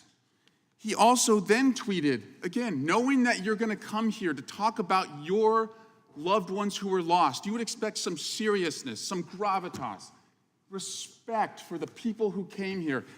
What in the hell is this? The chairman tweets, protect our ducks and kittens in Ohio because he goes down some crazy rabbit hole, completely debunked that aliens are eating pets? My God, are you okay, Mr. Chairman? Because last year, for a very long time, you tweeted and promoted Kanye West as he was calling for genocide against the Jews, and you kept it up. And now, when we have victims coming here, you're tweeting this nonsense. I don't know why you would do this. I hope you're okay. I don't know if the aliens who are eating your ducks are in the room with us right now, but Mr. Chairman, this is a serious issue. These people have loved ones who have been lost, and you tweeted this. So I am sorry that you came here expecting seriousness. You are serious. They are not, and you deserve a hell of a lot more than what you're getting from them. And I yield back. Gentleman yields back. The gentleman from Wisconsin is recognized. Thank you very much. I hope you appreciate the drama that just came out here. We passed a bill called H.R. 2. It's the best secure the border bill that has ever passed through a House in the United States Congress. And if you read it, it secures the border. It accomplishes what you would like to see happen. And by the way, to secure the border, it doesn't even require an act of Congress at this point. The president undid it, and the vice president, as the borders are, undid it. They can put it back together any time that they want to. It's as simple as that. Ms. Fundner, last week in my home state of Wisconsin, an illegal alien gang member from Venezuela was charged with domestic violence, sexual assault, child abuse, and strangulation. Are you surprised? I mean, no. Are you surprised that he already had active warrants in a neighboring county for similar offenses? Absolutely not. Mr. Boudreaux, Sheriff Boudreaux, would you be surprised that this illegal alien had 2 fictitious immigration documents on him, including a Social Security card when he was arrested? Not surprised at all. Would you be surprised that during the investigation by the police chief in Prairie du Chien, Wisconsin, he uncovered that this illegal alien came to the United States about a year ago in El Paso? Not shocking. Since he came across in El Paso, he was arrested in Minneapolis in November of 2023 for receiving stolen property. Would that surprise you at all? No. Would it surprise you that Minneapolis did not issue a detainer to ICE for his deportation? Would not shock me. Minneapolis being a sanctuary city. And on December 1st, 2023 in Dane County, which is Madison is the seat of Dane County, he was charged with strangulation, suffocation, false imprisonment, battery, and disorderly conduct. Would that surprise you at all? No. And Sheriff Boudreaux, are you from California? I am. I did not hear your opening testimony. Isn't it correct that the vice president called for the end of ICE detainers as an elected official? Correct.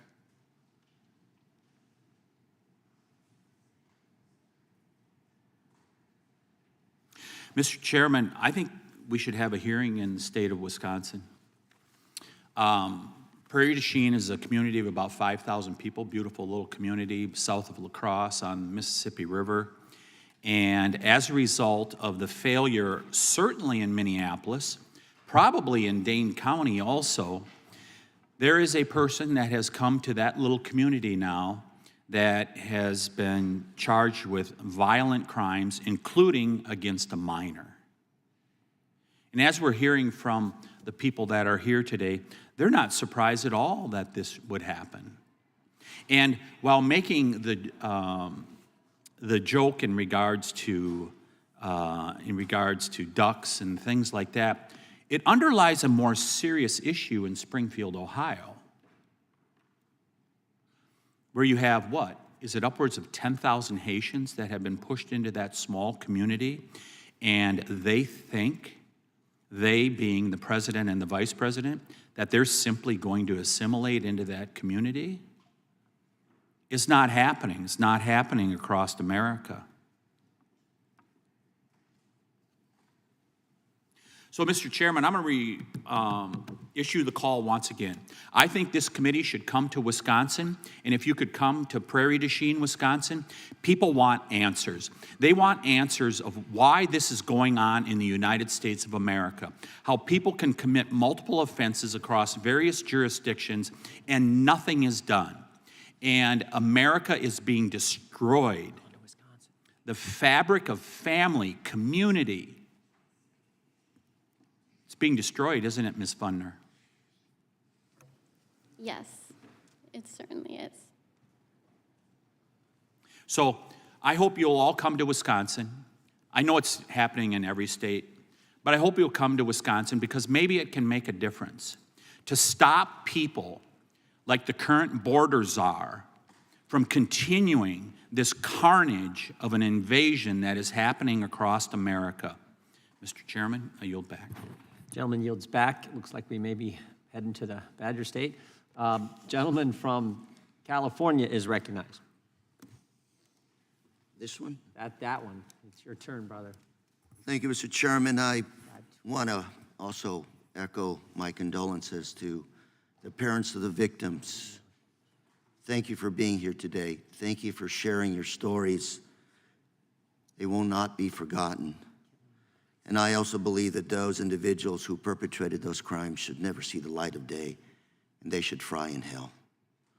Murder, rape, some of those most heinous crimes that can ever be committed against a human being. They leave scars to the survivors that never go away. You know, back home in Orange County, a dozen years ago, I came home from work and came home to a number of police cars and helicopters surrounding an apartment building right across the street from where I'm living. Went to find out what was going on. Soon realized that a rapist had been caught right in the middle of his act, raping a woman in the laundry room. This young man decided to dash off, took off through my neighborhood. They finally caught him, found out through DNA and other instruments that he had raped at least 20 women, all undocumented in the area. And these are the women who actually stepped up to testify that they had been violated, that they had been raped. This is an American citizen who was preying on those that were undocumented. And Sheriff Boudreaux, I know your area. I spent, when I was a young man, picking oranges, picking plums. I did stuff for a living in your area. In your area, there's a lot of undocumented farm workers, honest, hardworking individuals that support the local economy, farm worker economy in that area. Farmers rely on them. Your economy relies on them. I would imagine you wouldn't be supporting mass deportation of undocumented workers in that area. I would imagine you'd probably be more interested in some kind of an orderly way of vetting individuals. They're looking to work here honestly with a green card. What would you support, sir? A lot of that goes outside my purview because my focus is public safety. But what I can say is this. Sure. Were you going to comment? No, sir, please continue. What I would say is this, is that what we're finding is that we're having victims at all levels, those who are here illegally and those who are here on work visas. We're finding that more and more of the violent and egregious, either cartels, gang members, are coming into the area, intimidating and terrorizing those that you speak of. I Those sit that on are Homeland working. Security, so we're working on a lot of these issues, trying to coordinate with other countries around the world to make sure these folks that commit crimes in other countries don't come here to do the same. If I could say this. Go ahead. I've said this often. Mexico is not our enemy. Mexico is an ally of the United States. But who our enemy is the cartels, the human traffickers. Couldn't agree drug with you runners. more. Couldn't agree with you more. I believe that we need to secure the border so that we can vet those coming in, so that we can have those working on work visas, as you mentioned, in our agricultural community. We have lots of people there that are here illegally, living And peacefully. in my last minute, we'll talk more later on, but I think everybody in this committee would probably be in favor of a secure border with a system to let those that are looking for good, honest work have the opportunity to find opportunities in America, just like our forefathers did. And I look forward to continuing to work with you, sir, and others. I have a very good relationship with Sheriff Barnes in Orange County, great man. But it is a mess. 80% of the women, by the time they get to our border from Central America, are raped or sexually assaulted. Horrible statistic. And these are a lot of, young girls as been described today. We have a lot of work to do. In my opinion, it's not a Democrat or Republican issue. I hope all of us here can figure out how to work together because these solutions have been proposed. We just can't get them implemented. Thank you very much, Mr. Chairman, and I yield. Gentleman yields back. Gentleman from California is recognized. Thank you, Mr. Chairman. My good friend from California is one of the more moderate Democrats. I appreciate his friendship. In this case, he's just dead wrong. We had 10, 12, 14 million illegals in this country before this president came in, and we hadn't been able to clear them out in years, and we hadn't been able to get them vetted into the jobs, including the 2 million jobs in agriculture that my farmers say they want. This president and this vice president have allowed more than 12 million additional illegals to come into this country, and they come disproportionately, not from Mexico, as you know, they come from some of the worst places on earth. I have been at the border. I am a border congressman with over 80 miles of border in my district, the busiest land port anywhere in the United States. And you know what? Every time I go there and lead a trip to the border, what I see are Venezuelans, Afghans, Syrians, Russians, and the list goes on, Chinese. And yes, Mexico's our ally, but Mexico is an ally that violates international law by allowing these people to come in without visas. If you're Chinese, you cannot go to Turkey without a visa unless you say you're going to America and have no visa. From Turkey, when you come to Mexico City, you cannot land there and not be immediately pushed out without a visa unless you say that you're going to the United States and have no visa. Then they sweep you all the way to the border. That has to change. And for the mothers who lost their children here today, I will tell you, it would have been avoidable. It would have been avoidable if we'd had the mass deportation of people illegally here. Dwight David Eisenhower was one of the most moderate members that has ever served as a president. But he was also the commander-in-chief, and before that he was a five-star general, and he understood that laws need to be enforced. We are not enforcing the law. We have over 22 million illegals, and we still have shortages of farm labor, as Mr. Carrera would say. Well, we have that because nobody has been told, if you want to come here, we'll give you a visa to come here to be a farmer. And by the way, that's not a green card. A green card is a pathway to citizenship. My colleagues on the other side of the aisle, for my this is my 24th year I've served here. For 24 years, they've talked about wanting reform. Every time they want to reform, it's like that cockamamie thing that was going to come out of the Senate, where you could do 5,000 people a day, and then if the president objected, you could slow things down. Yeah. That's not a solution. Now, my colleagues on the other side of the aisle are calling this a stunt. This isn't a stunt. This is the 4th year of an administration that has willfully allowed people to come here with no vetting whatsoever, again and again and again, and they know it. And the border czar, now presidential candidate, was the first person assigned the job and hasn't yet done it, just as she was the last person in the room before the withdrawal from Afghanistan.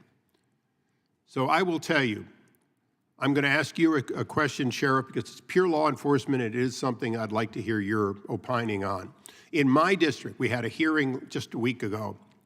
We had one of our mothers explaining how her child came to be confronted by illegal adult males trying to force themselves onto a school bus because they'd come illegally. And if you can come illegally in the U.S., why can't you also illegally get onto a school bus and make them take you where you want to go?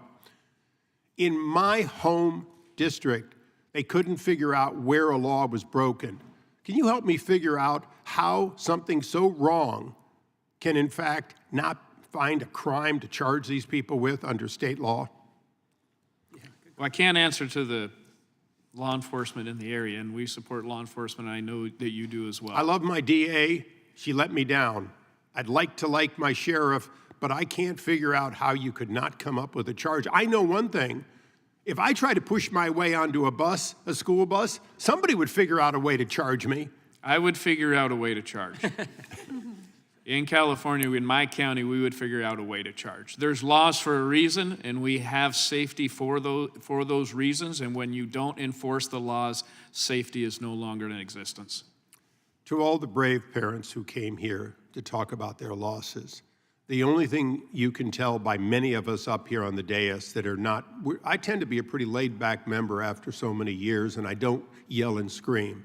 But I am animated today about your losses and the fact that they will continue until we change how we do business. And it won't be with the people across the aisle until we can actually bring them to understand we can't have 22 million people here.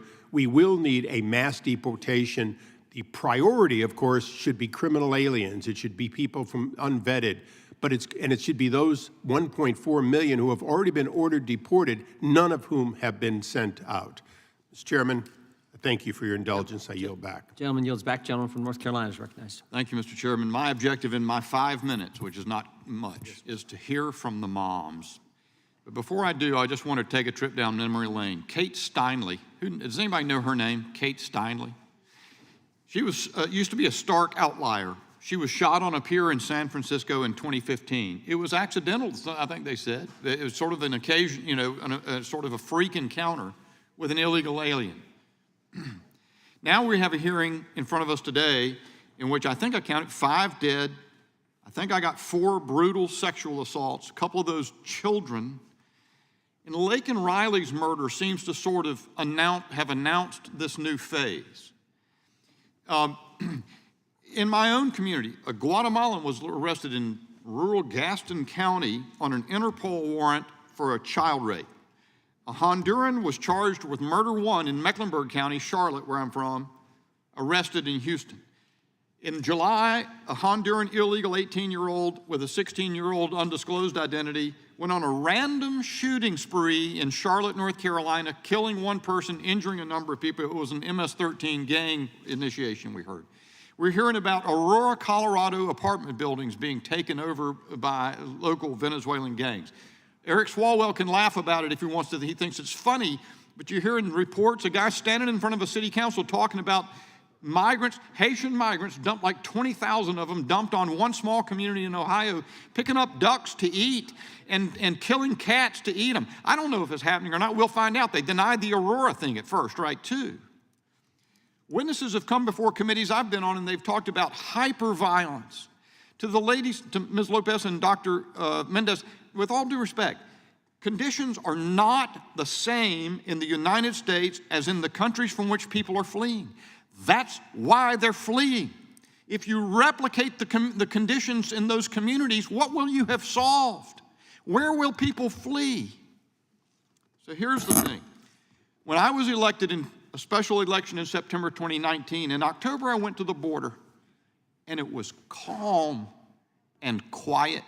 There was one asylum seeker at the port of entry I went to, because in May all hell had broken loose, and the Trump administration had responded with the migrant protection protocols, remain in Mexico, and it crushed the number of people coming in. It stopped the overwhelming flow.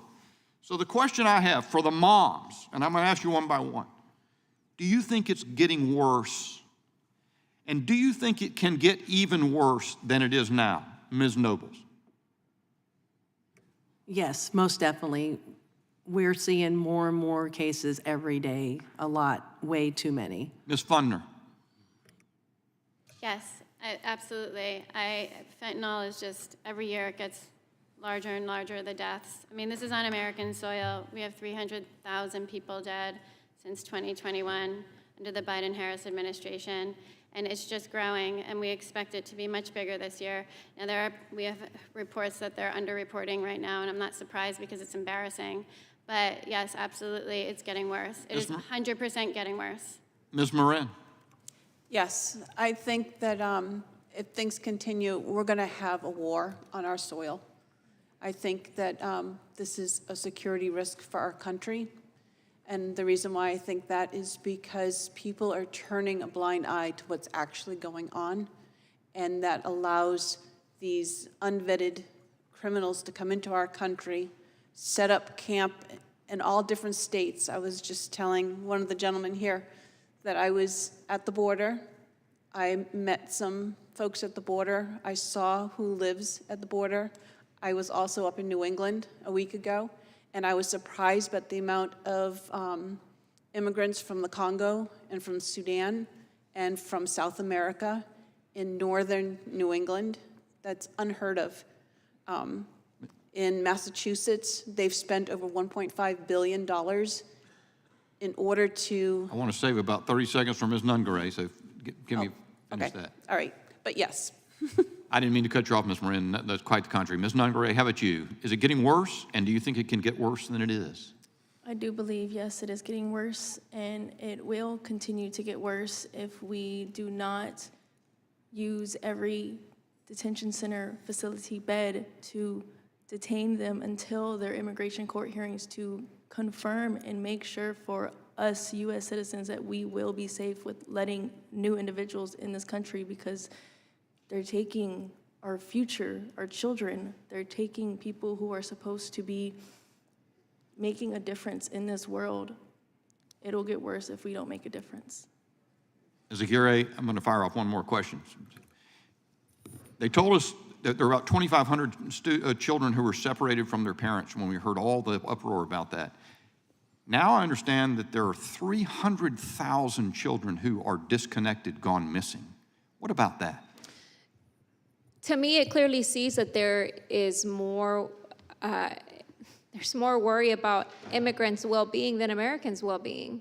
And that's troubling, because they rather comfort migrants by not putting them through the process of getting them vetted, and that means staying in a detention center while that vetting process is taking place in an asylum hearing, right? So they're willing to jeopardize American lives in the process. So it almost like they have these backdoor arrangements where they're like, okay, well, we might lose some American lives. Some of them might be criminals, and we're willing to gamble with the Americans' public safety. And that's where we're at right now.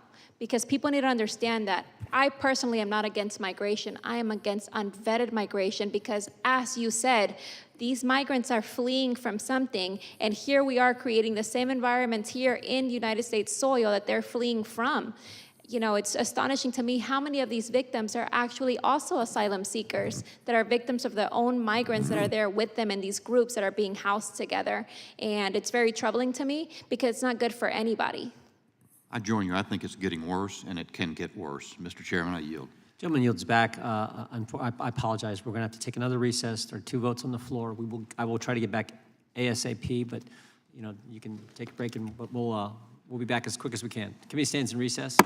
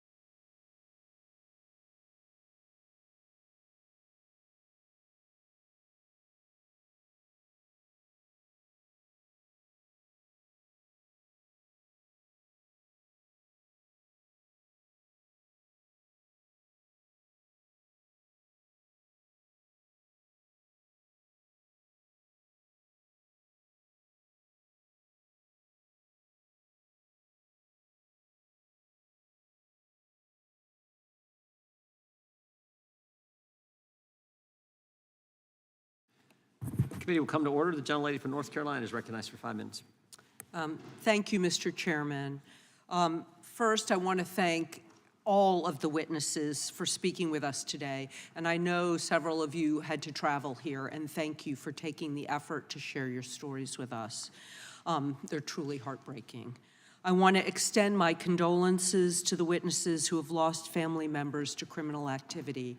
I'm an attorney, I've been a champion against violence against women, and have tried to work to do everything that I can in all communities, but also in immigrant communities, to make sure that we stop the scourge of violence against women. And I stand with my colleagues for any way that we can do bipartisan work in this area. I also want to point out, I'm from North Carolina, so we're not a border state. And we've had incidences of illegal immigrants who have killed not just innocent victims, but also members of law enforcement. We're celebrating the anniversary of that, in that tragedy in my district right now. Immigration doesn't happen in a vacuum.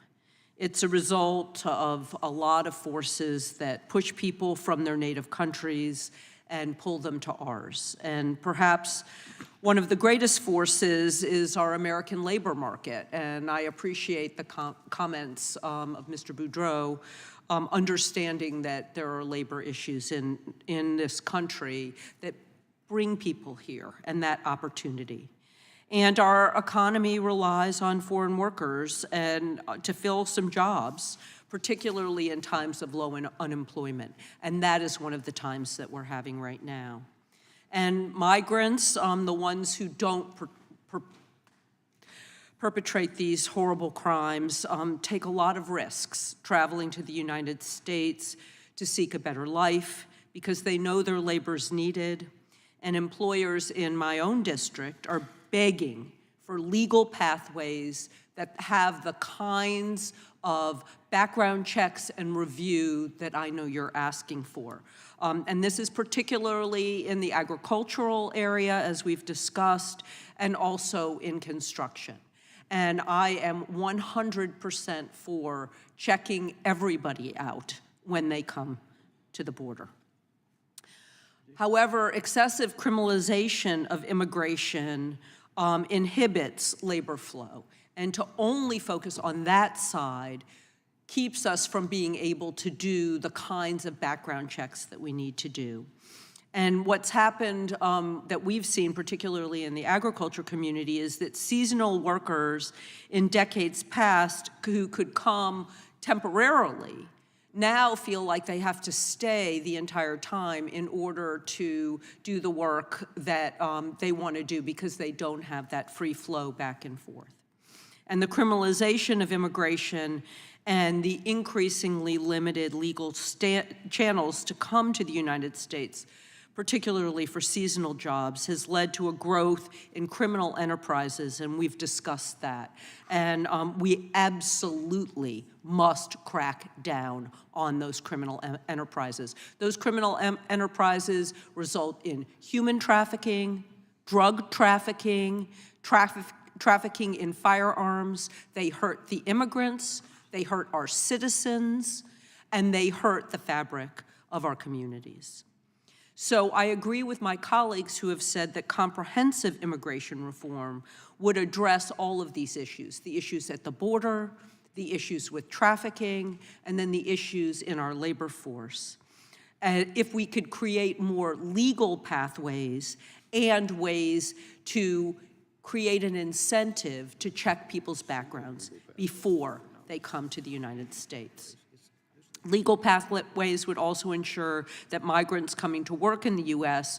are completely vetted before they're able to integrate into our communities, and would allow their skills and labor to fill the needs that we have and hopefully reduce crime in the future. My first question is for Ms. Lopez, and I only have 15 seconds. To the extent that you're able, can you comment on the typical employment prospects of many migrants, and would you describe the contributions that they make to the local communities they settle? Sure. I can tell you that the biggest impediment for them is obtaining work authorization. Currently, there are significant backlogs in the processing of those applications. However, the majority of them, when they do find, are able to obtain work authorization, they do tend to work in lower income fields. Typically, agriculture is a very common example. We have a lot of people, not very many of the immigrants actually stay in El Paso. The vast majority leave El Paso, and we see them settle in North Carolina, South Carolina, other places where there's agricultural work. And then we also see a lot of people who have advanced degrees and then are able to get those recognized in the United States and continue on with their being a doctor or a nurse or that type of work as well. Thank you, and thank you, Mr. Chairman, for allowing me the extra time. My home state colleague yields back. I recognize the gentleman from Wisconsin, Mr. Fitzgerald. Thank you, Mr. Chair. Thank you all for being here today, and I was able to hear each one of your presentations. I know it's a long and kind of gut-wrenching day to be here, so thank you very much for that. Mr. Biggs and Mr. Issa and myself were just in the San Diego sector Thursday, and I had been there before, and one of the facilities that they want members of Congress to be able to see is where the Ninth Circuit keeps all of the evidence from the cases that are pending before that court. And they call it the vault, and it's just mind-boggling when you're in there because there is so much fentanyl that is being smuggled across the border, and specifically in the San Diego sector, 60% they're estimating, not my numbers, this is what DOJ is saying, 60% of all the fentanyl is coming through that San Diego sector. So I wanted to kind of focus on that and kind of respond to some stuff that was said earlier about there's no real legislation kind of that brings us here today. But Ms. Fundner, your son Weston, and unfortunately, you know, I know it's difficult for law enforcement to kind of track down. I just wanted to ask you, was there any success in finding out where your son ended up getting the fentanyl that ultimately took his life? Yeah, they know where he got it, and they know who gave it to him, and it's on camera, and it's on text, and the case was dismissed. So in the other cases in my state in Wisconsin where there are parents that find themselves in the same situation that you do, that's been part of it. So the trafficking and how it makes its way across the states. So let me just kind of bring that back together again, because 66% of those deaths involving synthetic opioids, the fentanyl stuff, is not permanently designated as a Schedule I narcotic. And this is something that is just still unbelievable to me, that we passed in the House last year a bill that would permanently designate that. I think this could make all the difference in the world. Absolutely. And unfortunately, it's become a partisan vote as well, which makes no sense. So if I could turn to the sheriff. Sheriff, can you just give me kind of an overview of how Schedule I is viewed? And do you think that would make a significant difference in the way law enforcement is able to handle fentanyl as it continues to pour across the border? Well, the drugs listed under Schedule I obviously are the most egregious and dangerous to the human body without strict regulation from physicians and or those who would be able to oversee Schedule I type drugs, for one. When you talk about how, if I can touch into the fentanyl coming into our country, obviously China is working with the cartels, and that's how it's coming in, stamped in Mexico and then freely coming across this Biden-Harris open and unsecured border into our country. In my county alone, and up and down California, we had over 150,000 fentanyl pills in a traffic stop where 2 illegal immigrants were released under California law, where they were off into the wind and never to be seen again.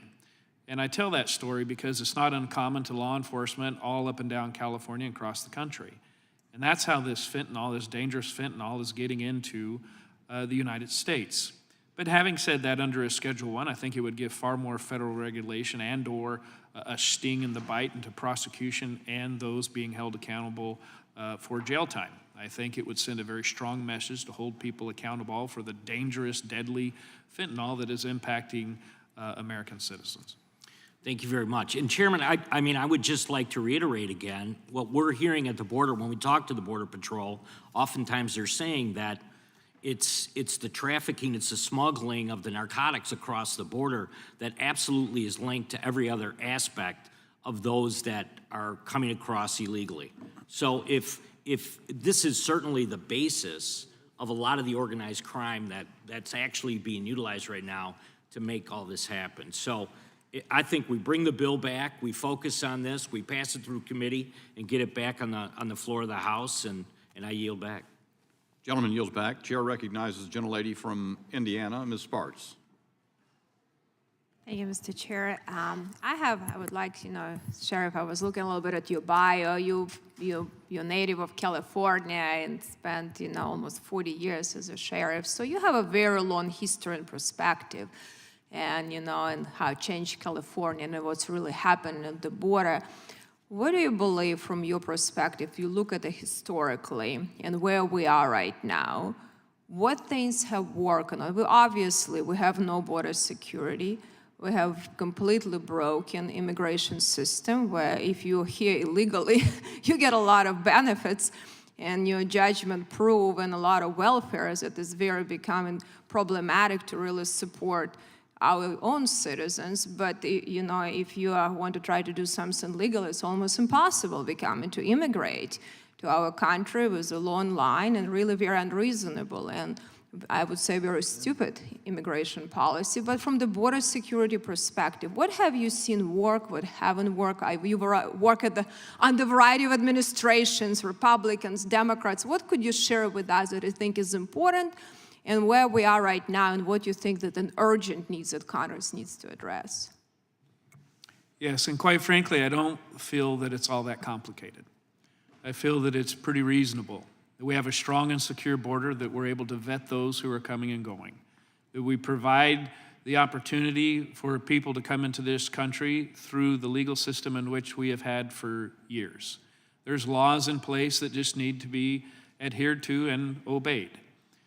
We find that the drug activity and transportation and trafficking of drugs, guns, human beings across the border is less.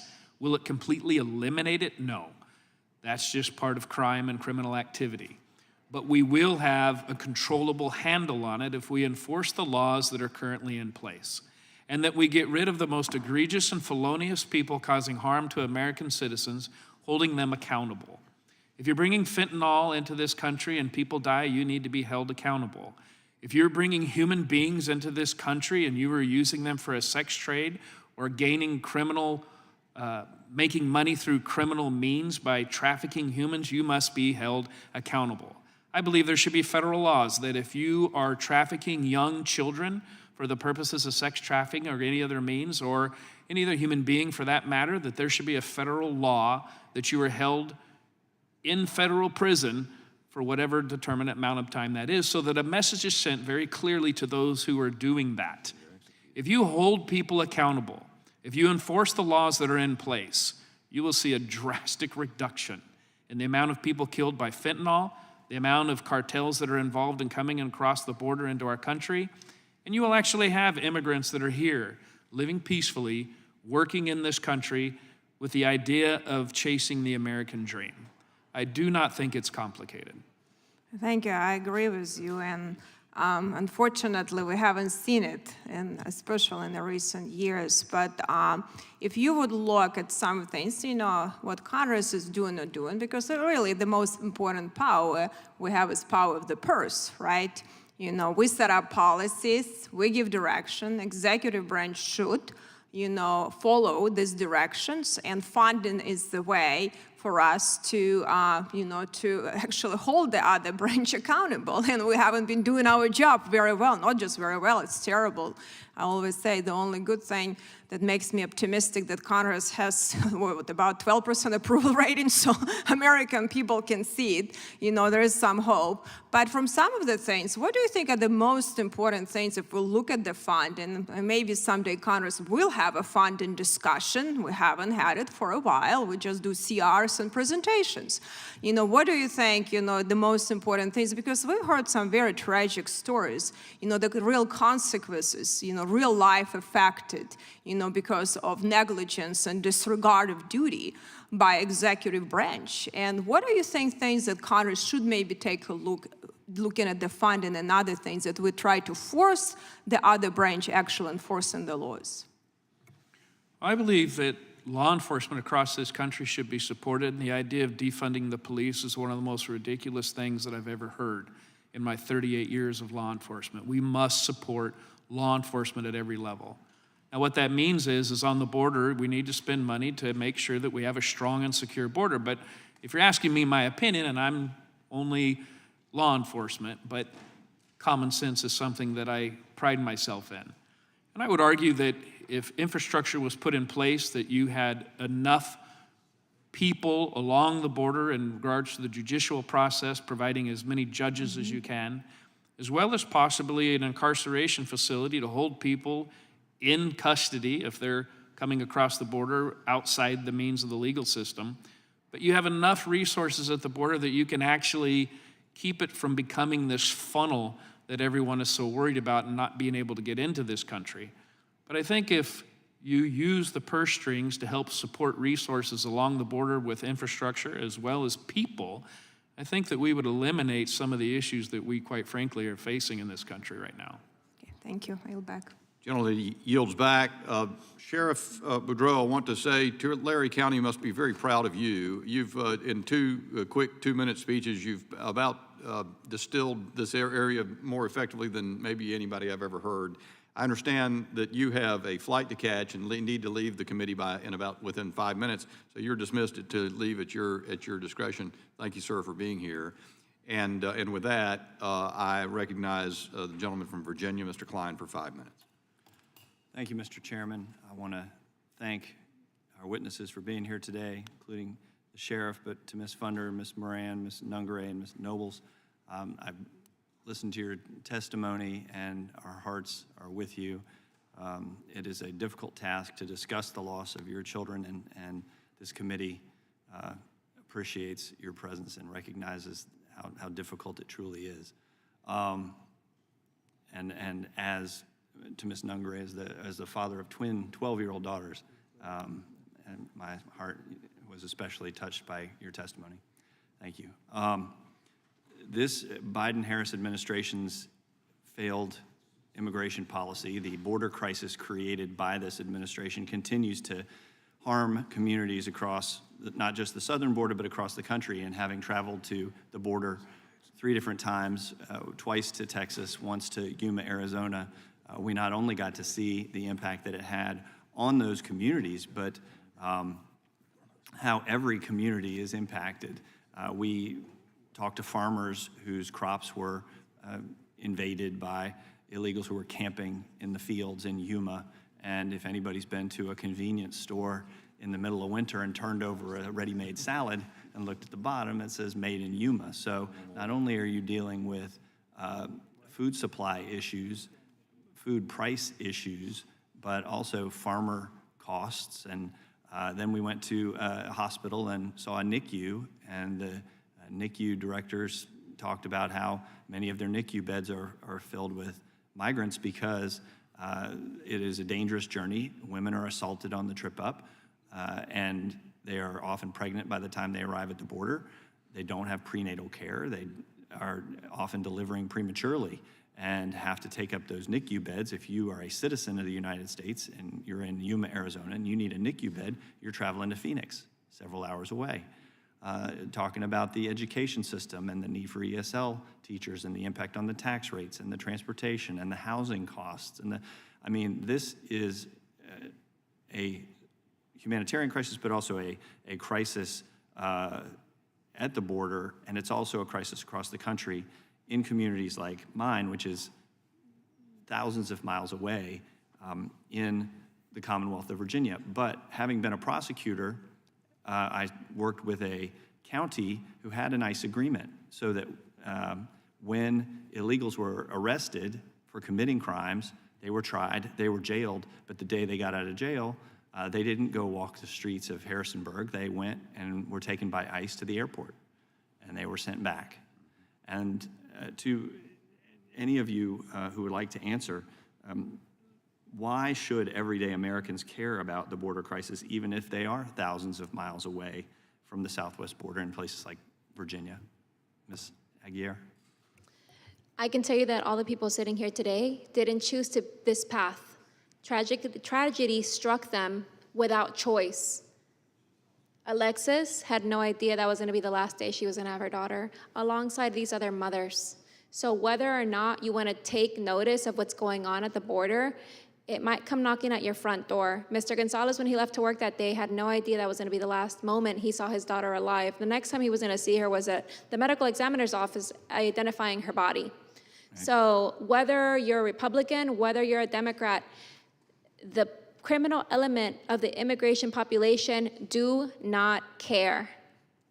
Yeah. They are going to afflict their criminal ways on our communities regardless. And not even mentioning any of the financial things that you just mentioned, which are important. My primary focus is the preservation of life, right? And quality of life. And I am just besides myself that we prioritize giving a complete stranger who has never contributed to our society a chance at the likelihood that they may or may not harm a U.S. citizen. Yeah. Or in my case, a little girl who's also a migrant. And all you have to do, if you're in any part of the country and have a relationship with your law enforcement officers, go talk to them. Because as Sheriff Boudreaux said, even my sheriffs in rural Virginia can tell you when they pull over an unmarked van on the interstate highway and find sex trafficking, human trafficking, minors being abused, that is happening right in our backyard. And so we have a responsibility to protect the citizens of our districts, just as we do to ensure that you can be protected in your homes as well. So with that, Mr. Chairman, I thank you. I thank the witnesses again. I yield back. Gentleman yields back. Chair recognizes the gentlelady from Wyoming, Ms. Hagan. Thank you. There's a couple of statements that I'd like to make, and then I would like to give you an opportunity to make a statement about why you're here and give voice to the victims that you are representing here so beautifully. First of all, the Senate bill is not a border hardening bill, as you have pointed out. In fact, it would allow a minimum of 5,000 illegals to cross the border every single day without any enforcement whatsoever.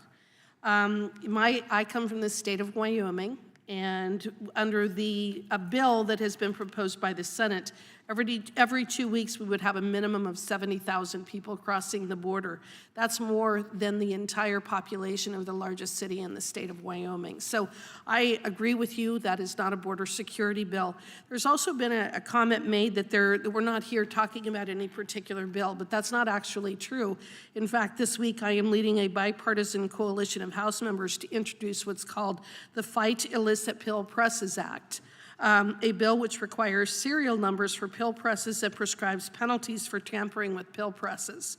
These pill presses are one of the methods by which traffickers are disguising lethal doses of fentanyl to look like other pills, and this bill will help law enforcement better track and punish those responsible for distributing these pills into the country. So we are working at trying to find a solution. You know, I have listened to your stories today. I have watched your body language. I have watched as you have engaged with various members of this committee. And I think what I'd really like to do is give you the opportunity with each one of you who have suffered these terrible tragedies because of the crimes of illegal aliens. I'd like to give you just a few minutes to describe your family member and what is the message that you would give to the Biden, Harris, and Mayorkas administration. Ms. Nungary, I'm going to start with you. Well, my daughter was definitely her own personality. She wasn't like any other child. She was spunky, quirky, Was an amazing friend, I've had the pleasure of hugging so many of them because they just miss her so much. She had a love for animals. Her dream was to save every stray animal and take care of them. She didn't want any animals to be left out in the streets without a home. She was a kid, a preteen, a few months shy of being a teenager, doing what teenagers do. We've all been there, and I wasn't expecting to wake up and not find my daughter, and I really wasn't expecting to not find her and to realize she was never going to come home again. She won't be forgotten. Thank you. She won't be forgotten. We need better security. We need to make sure we are looking into who we're letting in. They were both reprehended and released the same exact days for both of them. And the last one was not even 3 weeks, and it took my daughter's life. They took my daughter's life, and because of these policies we have in place, the pain and the trauma is irreversible. So now I'm here to advocate for her, and as much as I am not a public speaker, I am standing strong and facing my fears for Jocelyn. Thank you. Thank you. Ms. Marin. Thank you. Rachel was tiny little girl. She was probably 5 feet. She always said 5'2", but we knew she was 5 feet. She was feisty. She was like a little spitfire. She was actually born with orange hair, very red, but she didn't like her red hair too much, so she always bleached it blonde. She was very active. She loved her children. She had a very bad stammering problem, and as a child, she was bullied a lot because of her speech. And so I told her a story when she was a little girl, and I said, you know that there was another person that was very famous, and he had a stammering problem. And I told her the story of Moses, and I told her that God gives special people special gifts because it makes them stronger. So she looked at it not as an impediment or pediment, as a handicap. She looked at it as that was her strength.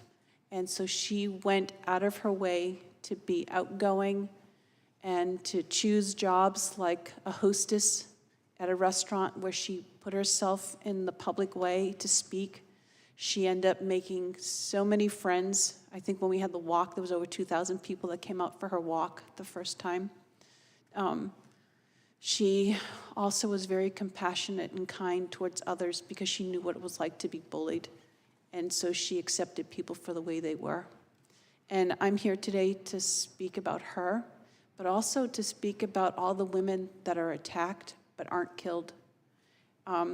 Because I've done some speaking, I have a lot of ladies that come up to me in the areas that I've traveled, and they'll tell me that where they've been attacked, and someone will come up from behind them and try to put them in a, chokehold?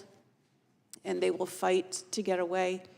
And one person in particular said that she was able to get away from this particular man, went to the police to report it, and it turned out that the man had attacked 7 of the women. Oh, my. But nobody hears these stories because there's not a dead person, or maybe the crime hasn't been fully committed. And so there are still crimes that are going on far larger than we expect that are being unreported. And so I really want Rachel's life to make a difference. And I really want and hope that you take into consideration what we're saying, because we want to save lives. It's not about politics. It's not about if you're a Republican or if you're a Democrat. It's about being American, protecting our families. And the only way we're going to do that and have this really be a land of opportunity for both the American citizen and for the immigrant that wants to come in is to do it legally and to have people vetted before they come into our country. We should be protecting ourselves. time of the gentlelady's expired, but we'll let Ms. Funder and Ms. Nobles give a quick response, if you could, to the gentlelady's question, and then we have 2 more members to question. The Biden-Harris administration is doing nothing, and there's the fentanyl problem is such an issue. It's pouring over our borders. It's killing more people in America, more young people in America than any other ailment in this country. And it's killing children. And it is, you know, it is nothing's being done about it. And there's no excuse or no reason why we're not doing something. 300,000 Americans have died on our soil. I've said it so many times. And it's a war on our soil, and nothing is being done. Why aren't we securing the borders? Why aren't we going after the cartels? Why aren't we telling China, like, shut down your factories? This is not okay. Why isn't fentanyl, aside from Schedule 1, it's a weapon of mass destruction. The things that could be done with fentanyl is, it's insanity that they will not shut the borders down. It's killing our children, and it's killing more children and more people in this country than anything else right now. It is an epidemic, and it needs to be dealt with, and there's no excuse why they haven't done anything. Ms. Nobles, if you could briefly give a brief response, that'd be. I believe that the Biden-Harris administration is responsible. Kayla's murderer came over as a UAC, unoccupied alien child, saying that he was scared of gang activity in his country, knowing that he was an MS-13 gang member. Mm-hmm. Kayla was a very loving, happy girl. She loved the home. She wanted to help the homeless. She loved animals. She worked so hard to become independent with having autism. She could live on her own. I made sure she could live on her own. I would never have let her live on her own if I knew she couldn't do it. She worked so hard to overcome all the obstacles in her life, and this monster just ripped her life out. After all that hard work, her life is just snuffed out just like that. I'm sorry. I'm sorry. Their voices are being heard. Thank you, and with that, I yield back. Gentlelady yields back. I believe we just have 4 more. We'll go with Mr. Van Drew, Mr. Nels, Mr. Hunt, and Mr. Ruley. And then, I apologize for the long day and the breakup, but we'll go as quickly as we can here. The gentleman from New Jersey. Thank you, Mr. Chairman.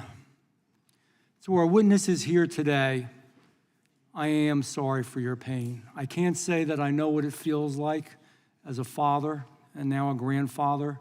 I don't. Nobody will ever know. People shouldn't even say that in my mind. I am sorry, though.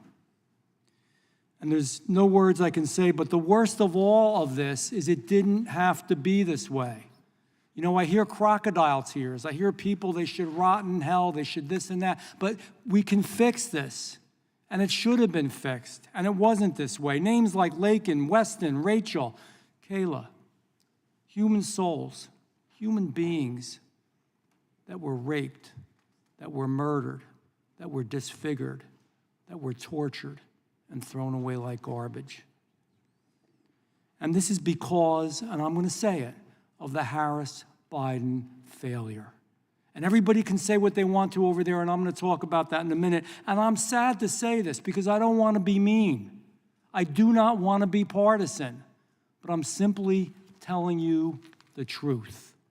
The truth is, tens of thousands of Americans are being killed by fentanyl, and you know it. I don't have to repeat all the testimony that you all gave, and that drug flows freely through our borders. The truth is, in Aurora, Colorado, gangs of Venezuelans are taking over apartment buildings and extorting rent from people. Think how scared those people are. They're having to pay them money so that they can live safely in their own home. The truth is, in Ohio, Haitian migrants are beheading the ducks in public parks, and yes, it's weird. It is weird, but we didn't bring that weirdness here. We didn't bring that distorted behavior here, but it's forced on a small town in Ohio when 30,000 illegals have been pushed upon them by the federal government. The truth is that Kamala Harris and Joe Biden let these people in. You all remember when the administration changed and they had T-shirts on at the other side of the border, Kamala Harris T-shirts and Joe Biden T-shirts. There was a reason for that. It is tell the truth time for a change. Who rescinded the executive orders? The executive orders that Donald Trump had put in that were there to protect us. Who wouldn't finish the wall? Who wouldn't keep the Remain in Mexico policy? Who instituted catch and release into our country? Who let Title 42 lapse with no replacement at all? Kamala Harris and Joe Biden. When you do wrong, you have to own up to it and be blamed. And when our party, and I hope you look at old videos from the past, because this is not the only hearing we've had. We've had these hearings all across the country. When we brought these concerns up, the left laughed at us. And they said they were fabricating stories and that we were being political. This is the end result of what they did. I pray to God, and I mean this, I pray every single day. And I'm not giving you a political speech. I pray to God that Americans see and know this truth. They trusted our government. They trusted them to protect us from foreign threats. Their trust was shattered and it was destroyed by that administration.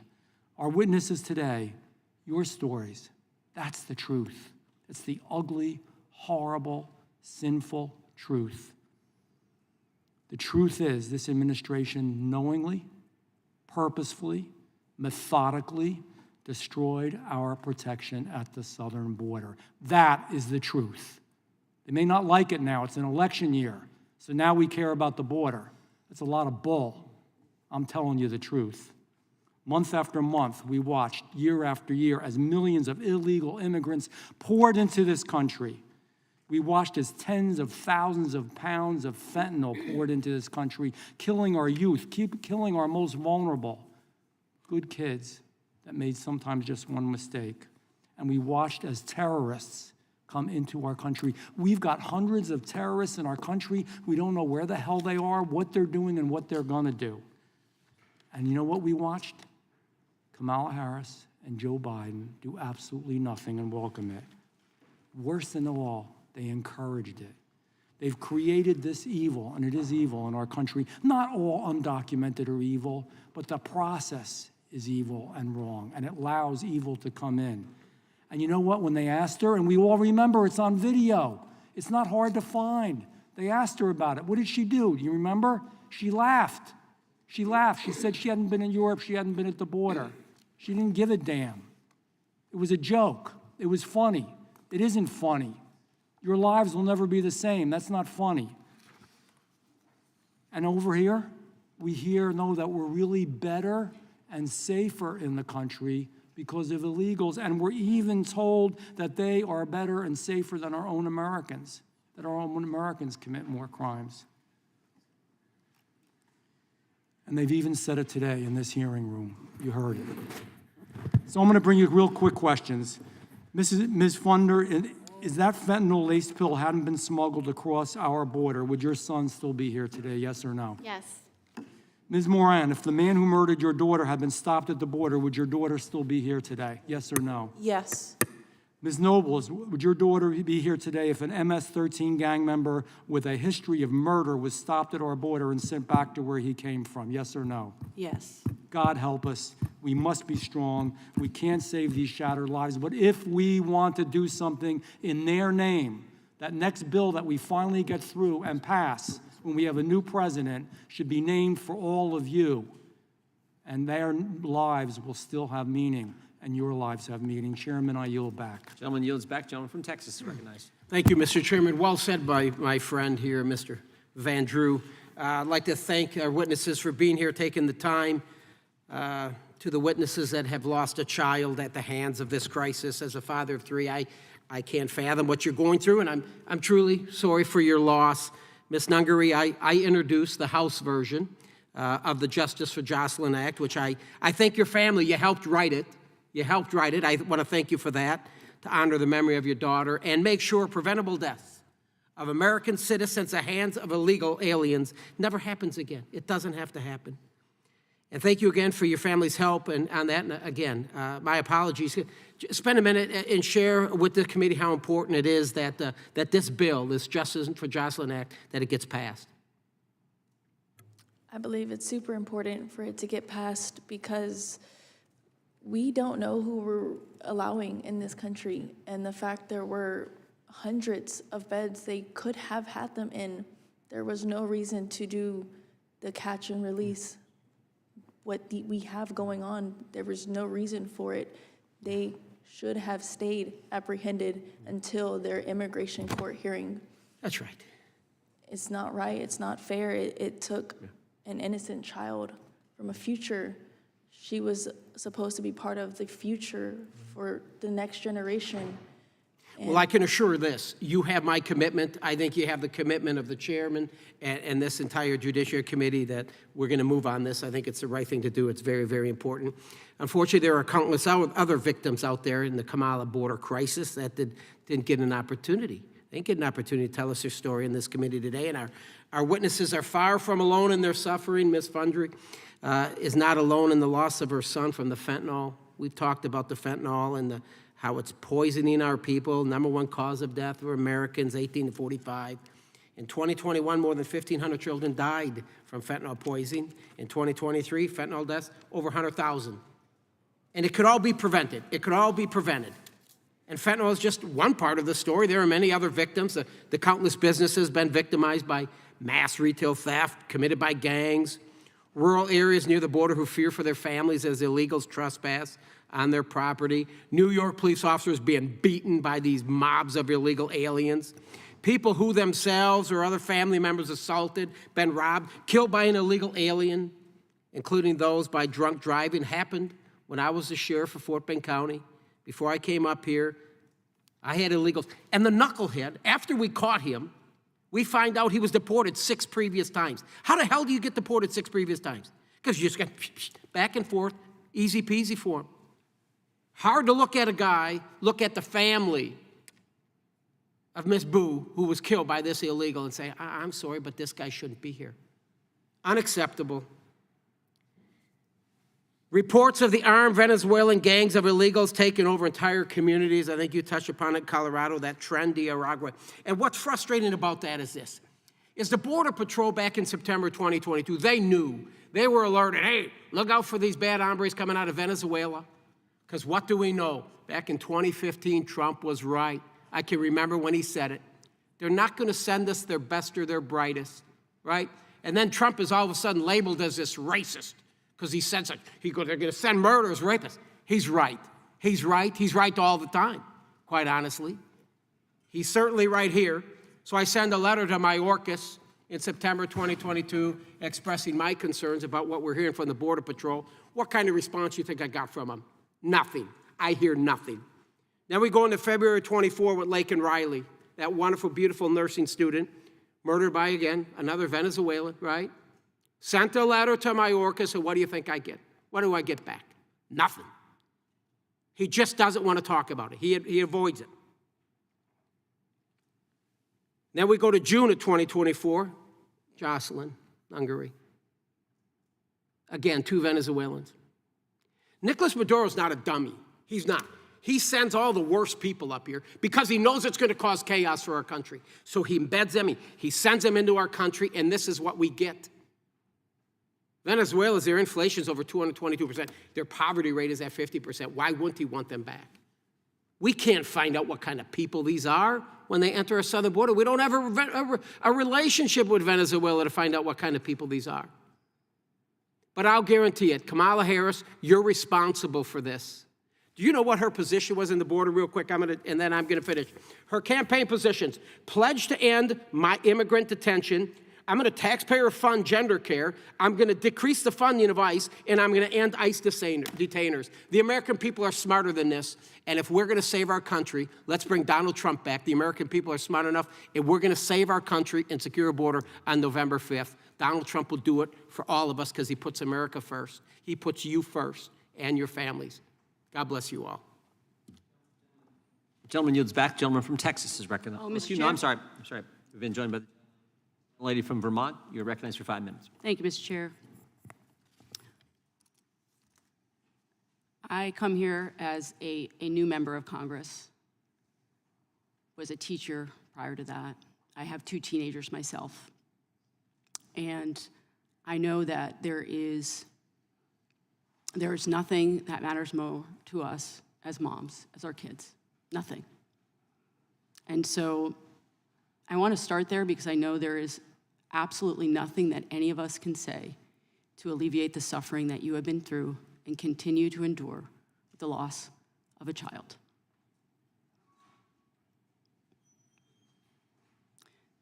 Prior to coming into the committee today, I was in a hearing on the online dangers that girls and teenagers face. I have committed my life to work on the mental health crisis, the crisis of loneliness in this country, especially among teens and young people. I'm concerned about gun violence prevention. I'm concerned about solving real problems. And what's been so hard for me being on this committee is I come from my state legislature where people do sit down across the aisle. They sit down and they solve problems together. And it's been very frustrating for me when I know coming into here that this problem, this terrible problem of broken immigration, of dangers at the border, predates this Congress, predates this president. We can go back decades. This is a can that has been kicked over and over again. Now, again, there's no comfort in that for any of you. But I think what Americans need to be demanding of all of us, I don't care what party you are, what they should be demanding of all of us are real answers to these problems. Because nobody should have to bury their child because they've experienced violence. Nobody should. And so I guess I want to make a plea, honestly. We don't know who's going to be president come January. We don't know who's going to be in charge of this chamber, whether it's going to continue to be the Republicans or be the Democrats. We don't know. What we do know is that we, as members of Congress, should be working every single moment of every single day in our committees to actually get work done together. The American people deserve better from all of us. And I think what pains me the most as a parent who just sent my kids off to school again in the last 2 weeks is spending so much time worrying about the gun violence that they experience in schools. And I hear from parents all over my district that they're worried about the safety of their kids. And again, whether it is the violence at the border, whether it is a broken immigration system, whether it's gun violence prevention, I wish that we could stop the grandstanding and actually sit and do work together. That's why we're sent here.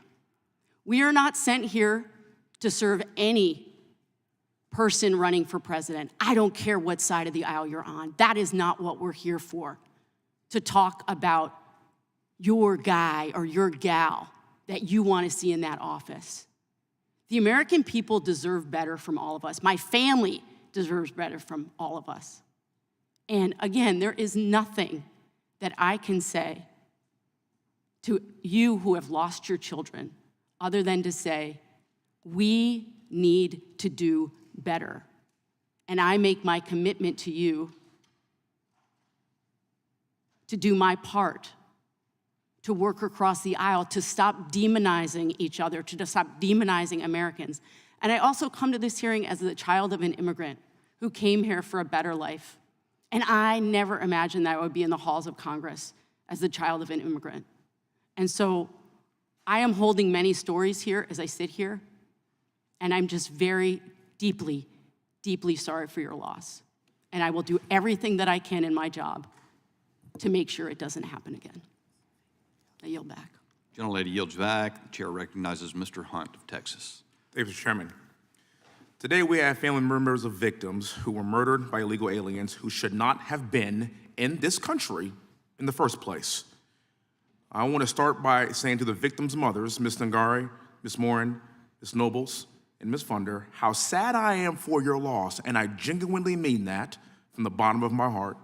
It takes so much courage for you to stand before us today, sit before us today. It's been a very long day, and for us to hear your testimony and for us to hear your stories, it really warms my heart, and I know that there's bravery left in this country, and you represent that. You embody that. Ms. Ngari, I am a fellow Houstonian, and I want to especially thank you for being here. Your tragedy hit very close home to me. Your testimony is heartbreaking, and 2 illegal aliens walked across the border thanks to the Biden-Harris administration's open border policies. Within months of being in this country, they took the life of your young daughter, Jocelyn, which is ridiculous. And I'm a co-sponsor, and I'm also strongly supportive of the swift passage of the Justice for Jocelyn Act so that no child or parent will ever have to experience this tragedy again and sit before us in this hearing room again. Thank you for being here. Question for you as well, ma'am, if you're open to it. I would like to give you the opportunity to tell us anything that you have not mentioned in your testimony about your beautiful daughter, Jocelyn. I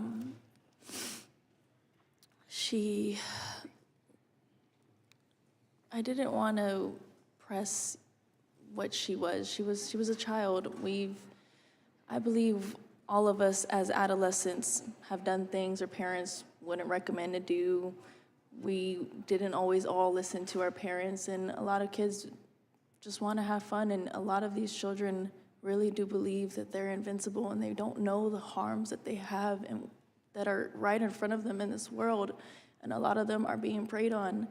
And my daughter really should have felt safe to, even if it was late at night, which she had no business doing, we know, but she should have been able to walk a couple minutes from our home and be able to safely get home without having to be lured somewhere by being the helpful little girl she was just trying to help them get to wherever it was they were going, and they took advantage of her. Thank you. Again, this touches home to me because I have 2 daughters, Olivia and Victoria. If some of this happened to them, I actually don't know what I would do. Actually, I have an idea, and I probably wouldn't be in Congress anymore.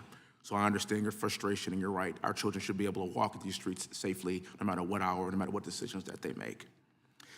The left keeps saying that statistically Americans commit more crimes than non-Americans in this country. Well, I would like my colleagues on the left to know that these mothers that are dealing with this understand that that's actually not true. And in fact, police sources told the New York Post that around 75% of people arrested in Midtown Manhattan, which is not necessarily a direct border state, in recent months, they've been illegal aliens. The federal government must do everything it can to protect American citizens. That's actually our sole purpose. That's our #1 job. And we can do that. It's simple. We need to reestablish the immigration and border policies that worked under President Trump. This is not difficult. My colleagues on the left want to say this is not political and it doesn't matter who your guy or gal is. Yes, it does. It really does, actually. And because if President Trump were in office right now, we wouldn't be sitting here.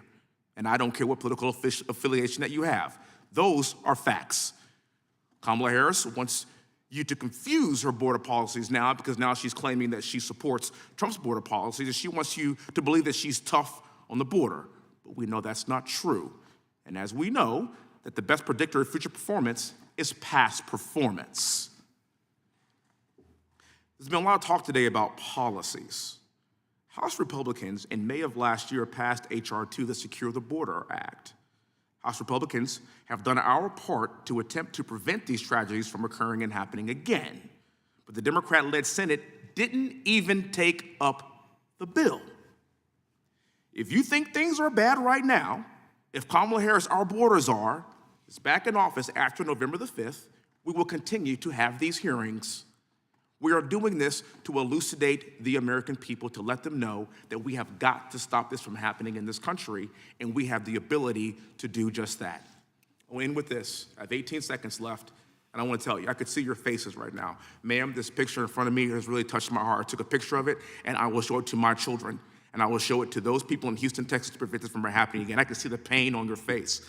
As a father, I understand exactly how you feel. As a combat veteran, and tomorrow was 9/11, as a combat veteran that went to war after 9/11, I fought for this country to keep these animals from killing our young children. I will continue to fight tirelessly to do just that. Thank you so much. Thank you for your bravery. God bless you all. And we are trying our best to prevent these tragedies from ever happening again. Thank you so much for being here. Gentleman yields back. Chair recognizes the gentleman from South Carolina, Mr. Fry. Thank you, Mr. Chairman. Thank you for this hearing today, and thank you, ladies, for being here. When I was in the South Carolina legislature, chaired an opioid task force that was our state's response to the opioid epidemic. And at the beginning of every hearing we did, you get into the policy, right? You get into the weeds of where you are and how do you get out of this. But we always started and ended every hearing with the faces and voices of those who are going through this themselves. And so it's incredibly brave for you to be here. Really appreciate you sharing these stories. I know it's not easy to do so, but thank you. Ms. Nungary, your daughter Jocelyn was murdered by Venezuelan nationals who entered the country illegally, and they were released into the country with notices to appear in front of an immigration court. Is that correct? Yes, that's correct. And one of them had an ICE ankle monitor when he murdered your daughter. This to me is just like incredibly unfathomable that we're allowing these individuals into this country. What does it say about the policies of the Biden-Harris administration? Are there border policies or lack thereof working for the American people? There's a huge lack for public safety for us U.S. citizens. We should be able to feel safe throughout all cities of the United States, and it is a very, very broken, failed system. And I'm very appalled to be in this country because of how failed it is, especially after losing my daughter. We should be safe, and that shouldn't be a question, that shouldn't be a privilege, that should be a requirement. As a U.S. citizen, we should be safe at all times. No, I completely agree with you, and unfortunately there are so many that are similarly situated to you and all of you that are going through this. Ms. Nobles, I want to turn to you. The illegal alien who murdered your daughter was an unaccompanied minor when he entered the United States. Once he committed murder, local police were able to determine that he was actually in a gang, MS-13, and had a criminal record in El Salvador. Can you tell us what happened when Martinez became custody of Child Protective Services after he murdered your daughter?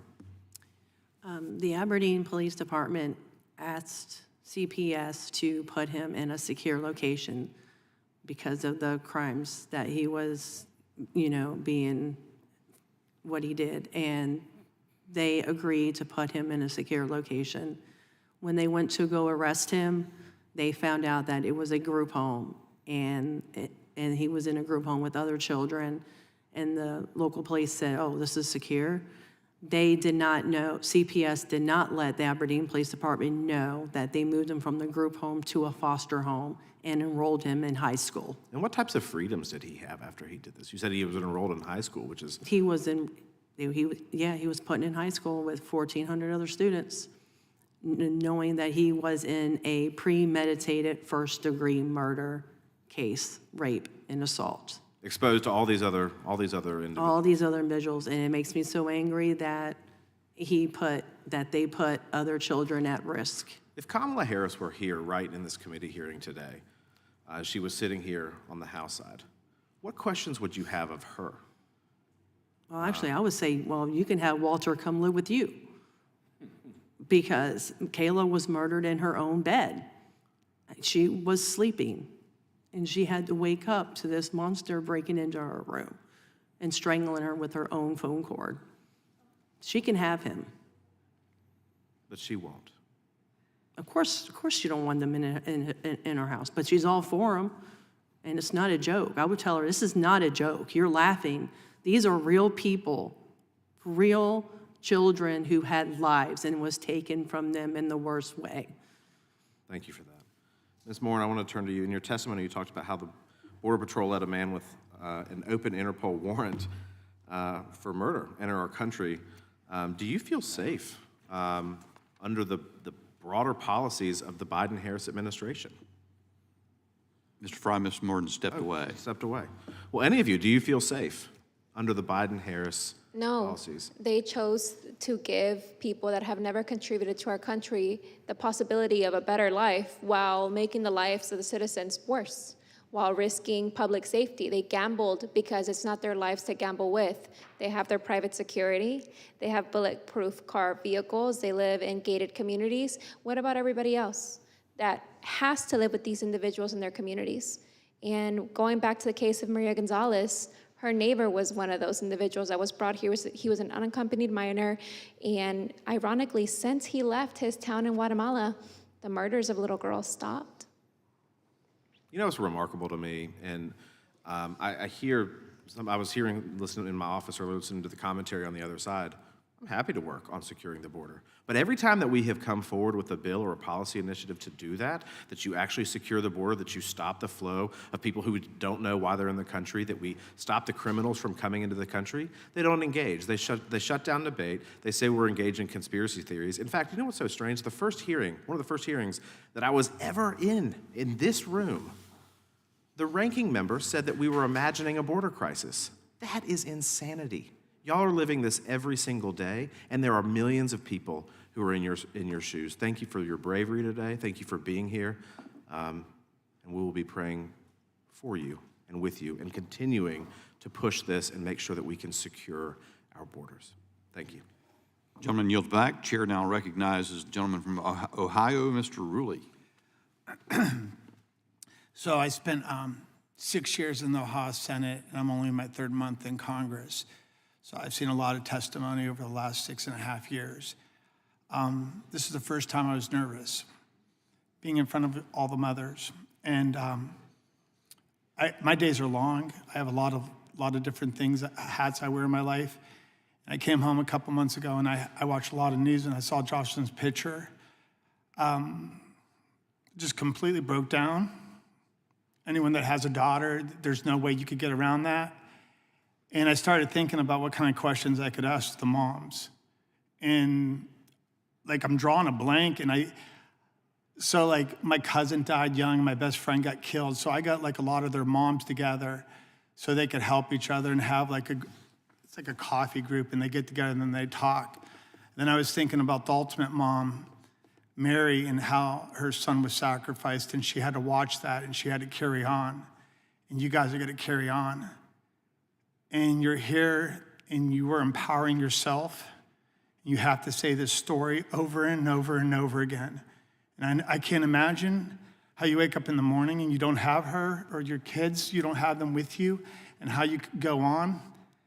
All my grandparents were born overseas, and then we celebrated going through Ellis Island. My one grandma, Giannetti, she got stuck in Ellis Island for like a year because there was medical things, and we vetted everybody, and then we assimilated. We're a country of immigrants. We're not anti-immigrant, but we don't know who's here. And you guys are the biggest stories of them all. You know, in Ohio, I know handfuls of people that have been killed in drunk driving that are from illegal aliens that are driving these vehicles and shouldn't be there. I really encourage all of you to continue this venture and don't stop. I mean, and it's easy for me to say, but no matter how bad it hurts, you have to keep telling the story, because people in everyday life, it's just a little blurb of your stories, and it's coming to a theater near them. In Springfield right now, you've heard in Ohio, there's tens of thousands of Haitians that are there. There's a little boy, 11 years old, killed by one of them. I'm not going into all this stories about all the other different cultural things. I'm just talking about bare bones here, and this is Ohio. So I just want to take a second, and I know a couple of the moms are from Maryland. And so when I heard that, Maryland and being in Ohio and living our lives, when you hear the border crisis, you think it's Texas or you think it's Arizona. You don't think Maryland, you don't think Ohio, you don't think Vermont, you don't think Massachusetts, you don't think Minnesota, you think Texas. But Maryland, is like as far away from the border as you can get. And so it just with the moment for the moms that are from Maryland, there's no way you could have ever thought that in your neck of the woods that your kids wouldn't have been safe. And here we are. We have to vet these people. So if the moms from Maryland could just say a word or two.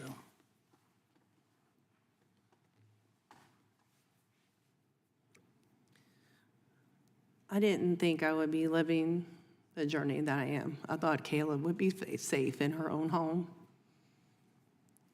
And it's just, it could happen to anyone. It can happen to anyone, anywhere. And you don't have to be close to the border to have this affect you. We picked out a pretty white dress for Kayla for her viewing. She couldn't even wear it. She had to wear a granny dress to be covered from her chin down because of the bruise, because she was covered in bruises and her neck and all that was messed up from the cord. So this could happen to anyone.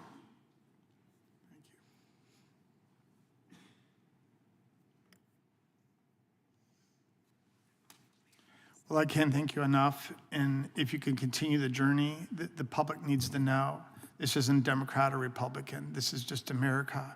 And we could do better. And your kids didn't die in vain. With that, I yield back. Gentleman yields back. Once again, I want to thank you all for being here and telling your story.